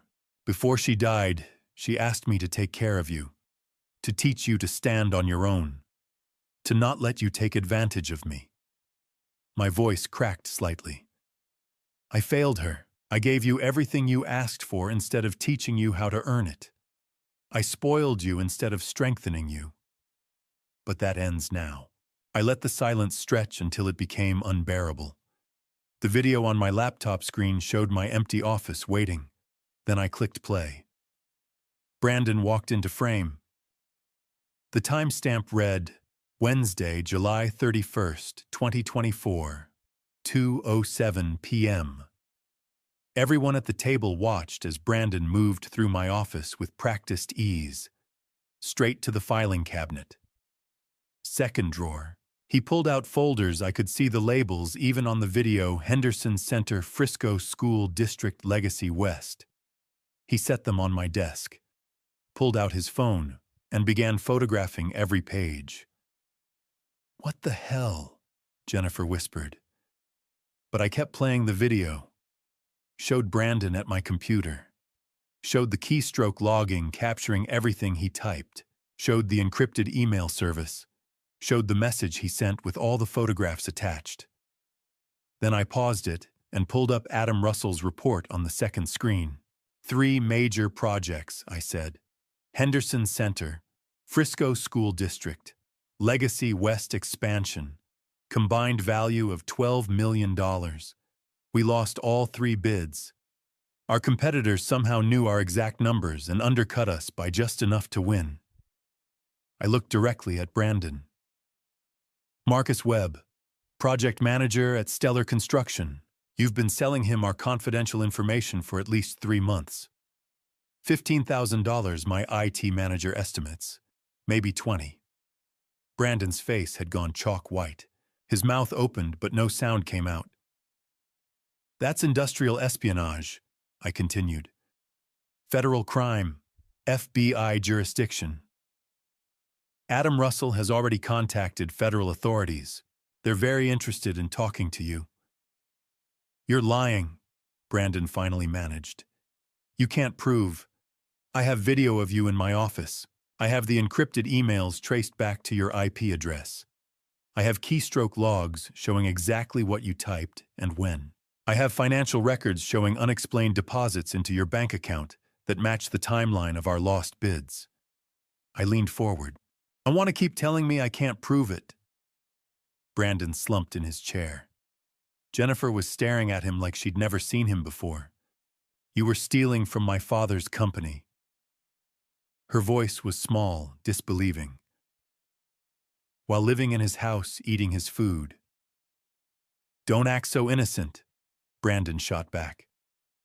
You were drugging him. And just like that, they turned on each other. But I wasn't finished yet. There's one more thing, I said quietly.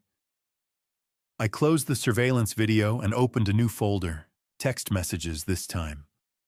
Screenshots I'd obtained through Pierce's investigator, perfectly legal discovery since I was paying for the wedding and had grounds for fraud investigation. Messages between Samantha and a law firm, Lancaster and Associates Family Law. These messages, I said, are between Samantha and her divorce attorney. Want to guess when they started? I displayed the first message on screen. The date stamp was clear, May 15th, 2024. More than a month before the wedding. I read it aloud. Client confirms husband's infidelity has been documented. Proceeding with marriage to establish community property rights. Divorce filing planned for October 2024. 60-40 asset split, already negotiated with spouse. The words hung in the air like poison. May 15th, I repeated. 5 weeks before your wedding, Samantha. You were already planning the divorce, already negotiating the split, already documenting Ethan's infidelity. I turned to look at her. You didn't just know about the affair. You orchestrated it. You needed proof of infidelity to make the divorce easier, to justify taking more than half. Catherine's photographs weren't a surprise to you. They were exactly what you wanted. Samantha's face had gone completely blank. No expression at all, just cold calculation exposed to light. But Ethan's face was a different story. He was staring at Samantha like he'd never seen her before, like he was seeing her for the first time. "You set me up." His voice was barely above a whisper. "The whole thing. The wedding, the marriage, everything. Ethan, you knew I was seeing someone. You knew and you didn't care because you wanted evidence. You wanted—" He stood up so fast his chair fell backward. "Jesus Christ, Samantha. We're supposed to be partners in this. We are partners. Partners don't set each other up. Partners don't document each other's infidelity before the wedding even happens." He was shouting now. "You were planning to screw me over from day one." "I was planning to screw my father over." Samantha shot back her mask, completely gone now. "You were just the vehicle, and you agreed to it. Don't act like you're innocent here." I stood up and walked to my office, retrieved the folder I'd left on my desk, walked back to the dining room and placed it in the center of the table. "Irrevocable trust," I said. "Signed and filed yesterday. Every asset I own, this house, Carter Construction, my investments, my retirement accounts, everything is now held in trust. I maintain full control during my lifetime. But when I die, the trust distributes according to my instructions, not Texas state law." I looked at each of them in turn. "Samantha, you get nothing. Jennifer, you get nothing. Under Texas law, I'm not required to leave adult children anything in my estate, so I won't." "Dad," Jennifer started. "The wedding gifts," I continued. "I've contacted every single person who gave you money. Explained that the marriage was fraudulent. Suggested they request refunds. Most of them were very understanding." Samantha's eyes widened. "You can't—" "I already did. You'll be hearing from their attorneys soon." I picked up the eviction notice that was still on the table from Friday. "Hi, Jennifer Brandon, you have 23 days remaining. September 1st, you're out. If you're not gone by then, I'll have the sheriff remove you." I looked at all four of them, at Samantha with her cold calculation, at Ethan with his betrayed rage, at Jennifer with her guilty tears, at Brandon with his cornered desperation. "This conversation is over," I said. "I'd like you all to leave my house now." Nobody moved. They just sat there staring at me, at each other, at the evidence scattered across the table. "Now," I repeated. Samantha stood first, grabbed her purse. "You'll regret this." "No," I said quietly. "I regret the last 12 years. I don't regret this." She walked to the door. Ethan followed, but before he left, he turned back to look at her with something like hatred in his eyes. Jennifer was crying. Brandon was white-faced, probably calculating whether he could run before the FBI found him.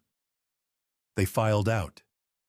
I heard the front door open, heard their voices rising in the driveway, angry, accusatory, turning on each other, now that the common enemy was gone. I walked to my office, went inside and closed the door. Locked it. Behind me, I could hear chairs scraping, voices rising, accusations flying. They were tearing each other apart now, blaming each other, fighting over who had betrayed whom worse. Let them. I sat at my desk, in the quiet darkness, Barbara's photograph in front of me. Outside, car doors slammed, engines started, tires screeched.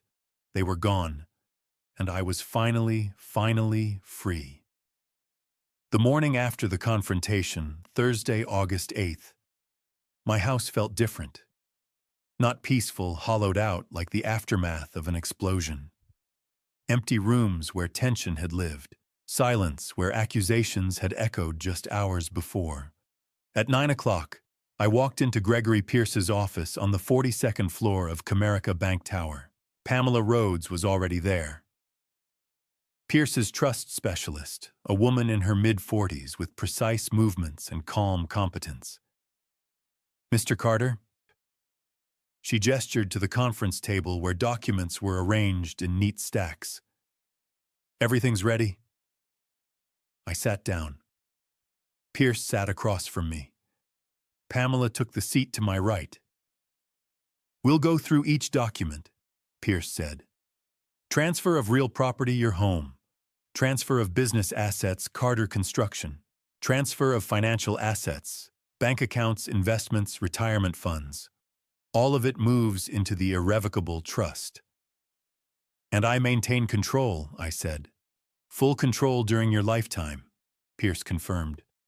You can live in the house, run the business access funds, but legally you no longer own these assets. The trust does, protected from claims, lawsuits, challenges. And when I die, Pamela slid the distribution document toward me. Each daughter receives 10% of the estate, the minimum that avoids undue influence claims. 20% to Frisco Community Foundation. 20% divided among longtime employees.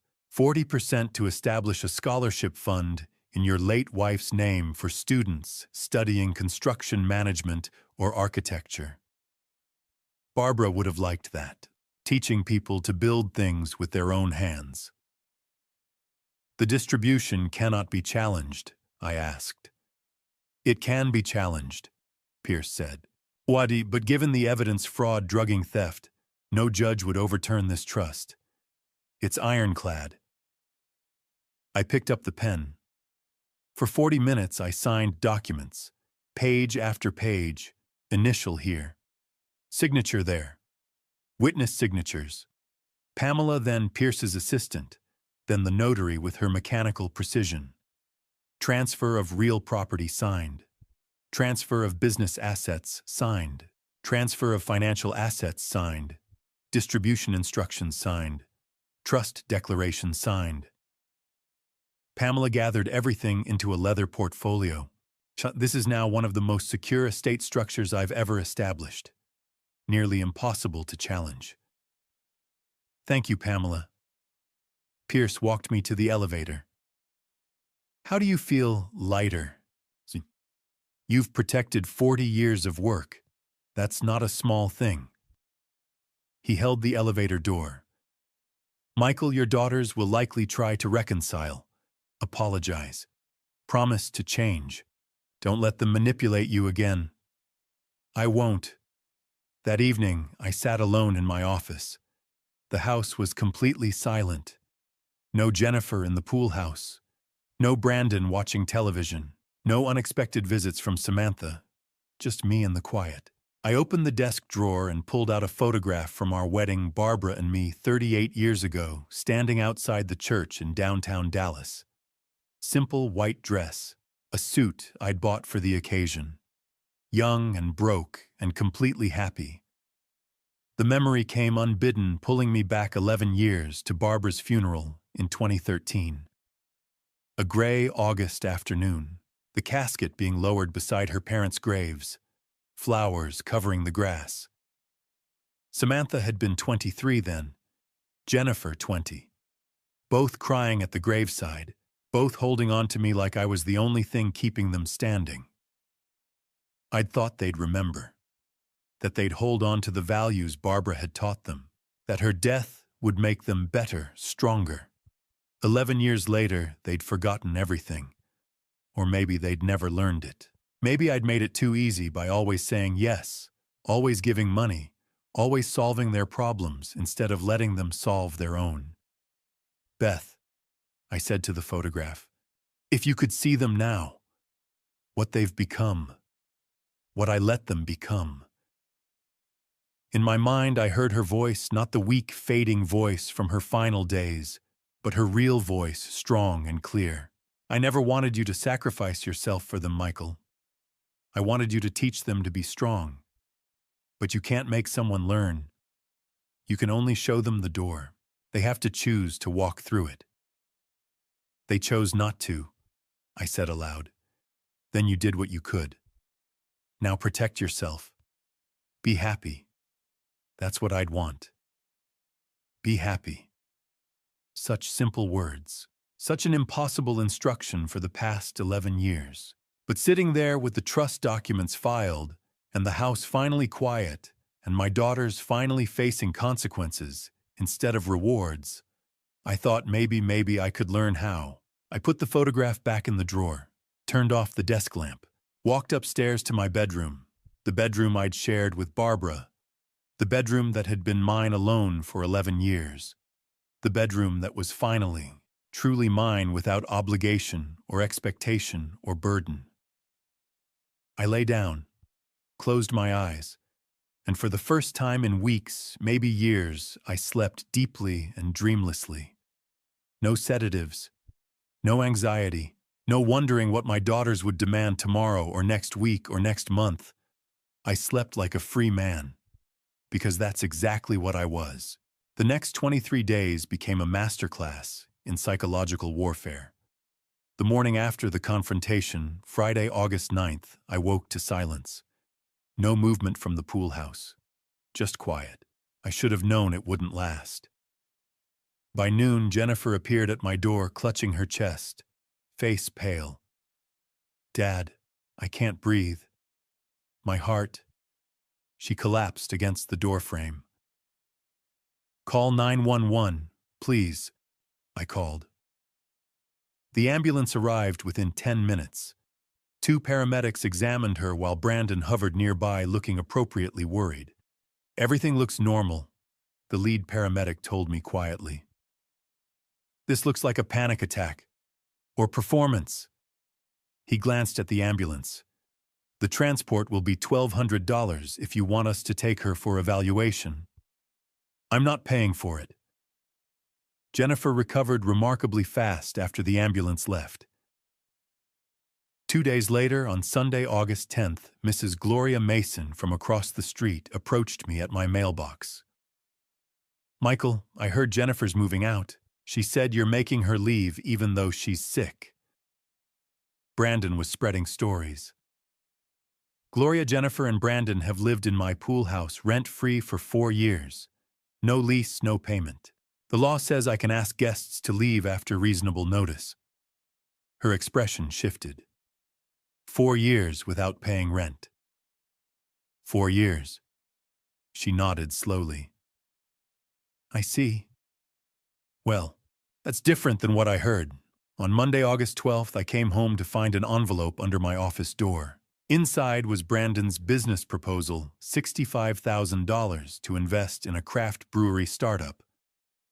"I'll voluntarily move out if you invest," he'd written. I threw it in the trash without finishing it. The next morning, Tuesday, August 13th, Samantha showed up with a stranger, Dr. Morrison, a psychologist. "Dad, this is Dr. Morrison. We're concerned about your mental state. The sudden personality changes the paranoia." "Mr. Carter, doctor," Morrison said smoothly. "I'd like to do a brief evaluation. I'd like you both to leave my property, now." "You're trying to establish grounds for a competency challenge," I said. "How much is she paying you for this visit?" He looked uncomfortable.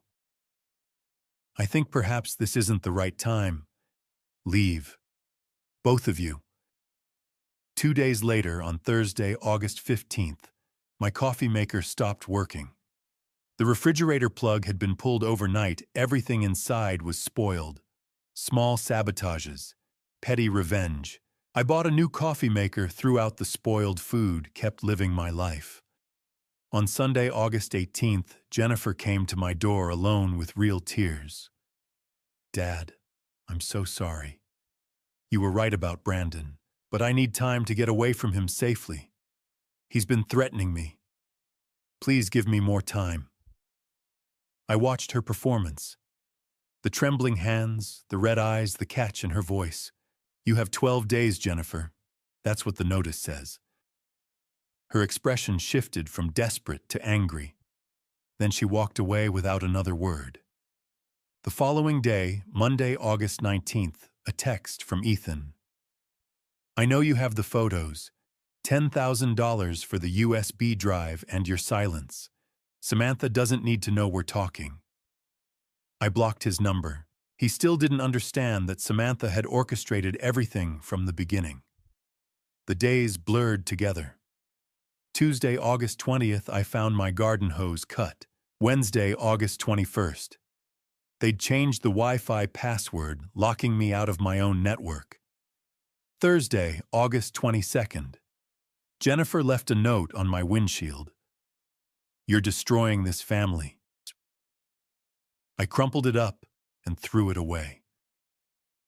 By Monday, August 26th, boxes finally appeared on the pool house porch. Real boxes, actual packing. Jennifer's car was loaded with clothes on Tuesday, August 27th. Brandon made trips to his truck on Wednesday, August 28th, carrying electronics and sports equipment he'd accumulated during 4 years of living rent-free. They weren't speaking to me, barely speaking to each other. I heard them arguing through the walls, sharp, bitter fights about whose fault this was, where they were supposed to go. Not my problem anymore. On Thursday evening, August 29th, my phone rang. Samantha. "After the divorce goes through, I'm going to need help with rent," she said. "No greeting, just straight to the demand. Maybe $20,000 to get me started, just until I get back on my feet." Still asking for money, even now, even after everything. "No, Samantha. Dad. No. Not $20,000, not $20. Not 1 penny. You made your choices. Live with them." Silence.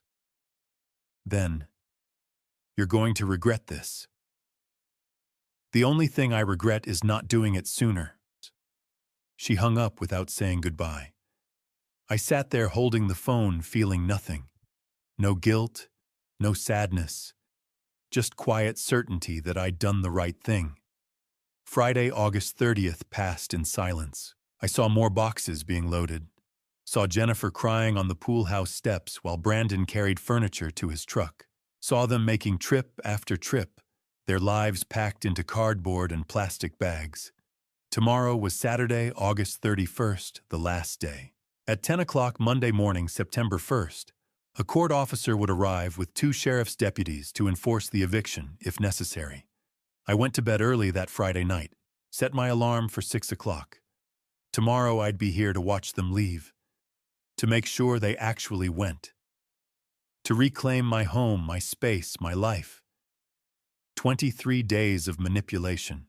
23 days of threats and sob stories and last-ditch attempts to change my mind. Fake medical emergencies, neighborhood rumors, psychological evaluations, sabotage, bribery, desperate pleas. But my mind hadn't changed. And in 2 days, it would all be over. At precisely 10 o'clock on Monday morning, September 1st, the court officer's sedan pulled into my driveway. 2 sheriff's vehicles followed. I watched from my office window as 3 men in uniform stepped out. The officer knocked on the pool house door. Jennifer opened it, her face swollen from crying. Brandon stood behind her, arms crossed. "Miss Carter, Mr. Williams, you have 2 hours to remove personal belongings from this property. Any items remaining after noon will be considered abandoned." They worked in silence. Back and forth to Brandon's battered 2017 RAV4, loading trash bags full of clothes, boxes of dishes, furniture they'd accumulated. The car sagged under the weight. Neighbors watched from windows. Mrs. Gloria Mason stood on her lawn, arms folded, watching it all. At 11:45, Brandon made his last trip. He stopped in front of me close enough that I could smell stale beer on his breath. "You're going to regret this, old man. What goes around comes around." The court officer stepped forward. "Sir, keep moving." Brandon spat on my driveway and walked away. By noon, the RAV4 rolled down Reflection Bay Drive, overloaded and listing slightly to one side. Jennifer didn't look back. Brandon raised his middle finger out the window as they turned the corner. The court officer handed me a signed completion certificate. "Property is cleared, Mr. Carter. It's yours again." I walked to the pool house, empty now. The rooms where they'd lived rent-free for 4 years looked smaller without their things. I opened all the windows, let the Texas heat burn out whatever remained. The next 3 weeks passed in a rhythm I'd forgotten existed. I woke naturally each morning without sedatives weighing me down, drank coffee on my back patio, started guitar lessons on Wednesday afternoons, my first hobby in 40 years, that had nothing to do with business or children. Adam Russell called on September 10th with news. FBI questioned Brandon yesterday. He sold 3 of our bids to Stellar Construction for $15,000 total. They're filing felony charges for industrial espionage. Good, I said. How are you doing, Mr. Carter? Better. Better than I've been in years.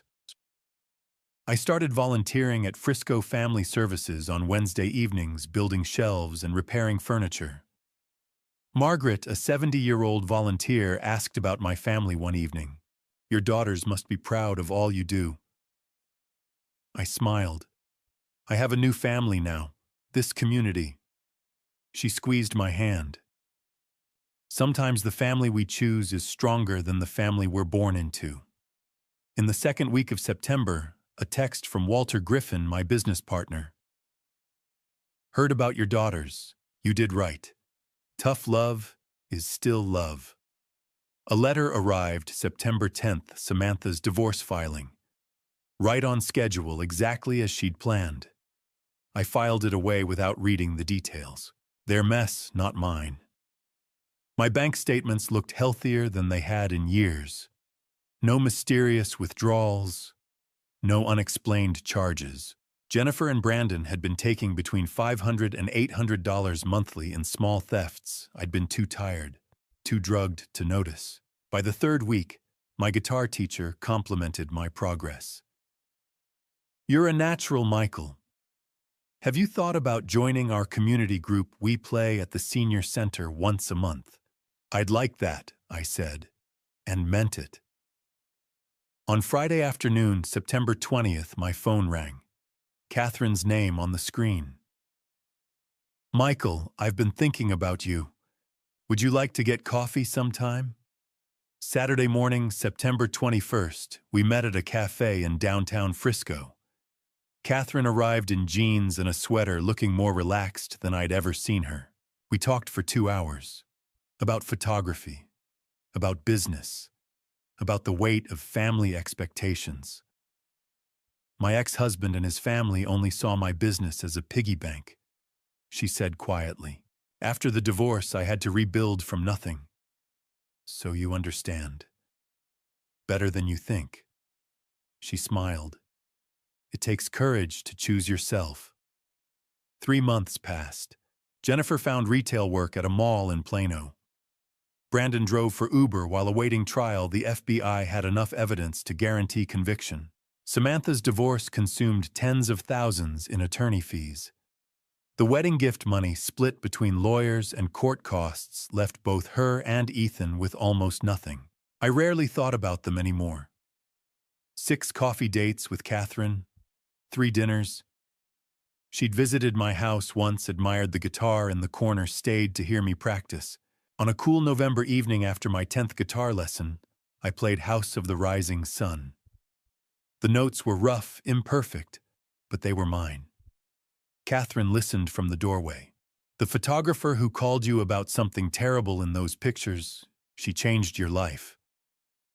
I set down the guitar. No, she gave me information. I changed my life. Catherine smiled. That's an important distinction.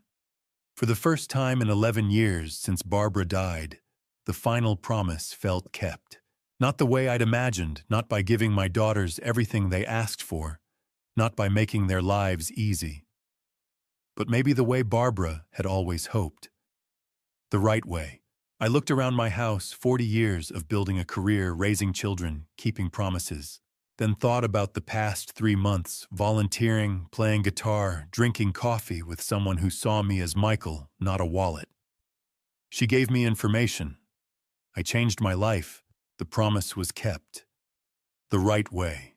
And to you listening to this story, remember this. I didn't lose my family in one dramatic moment.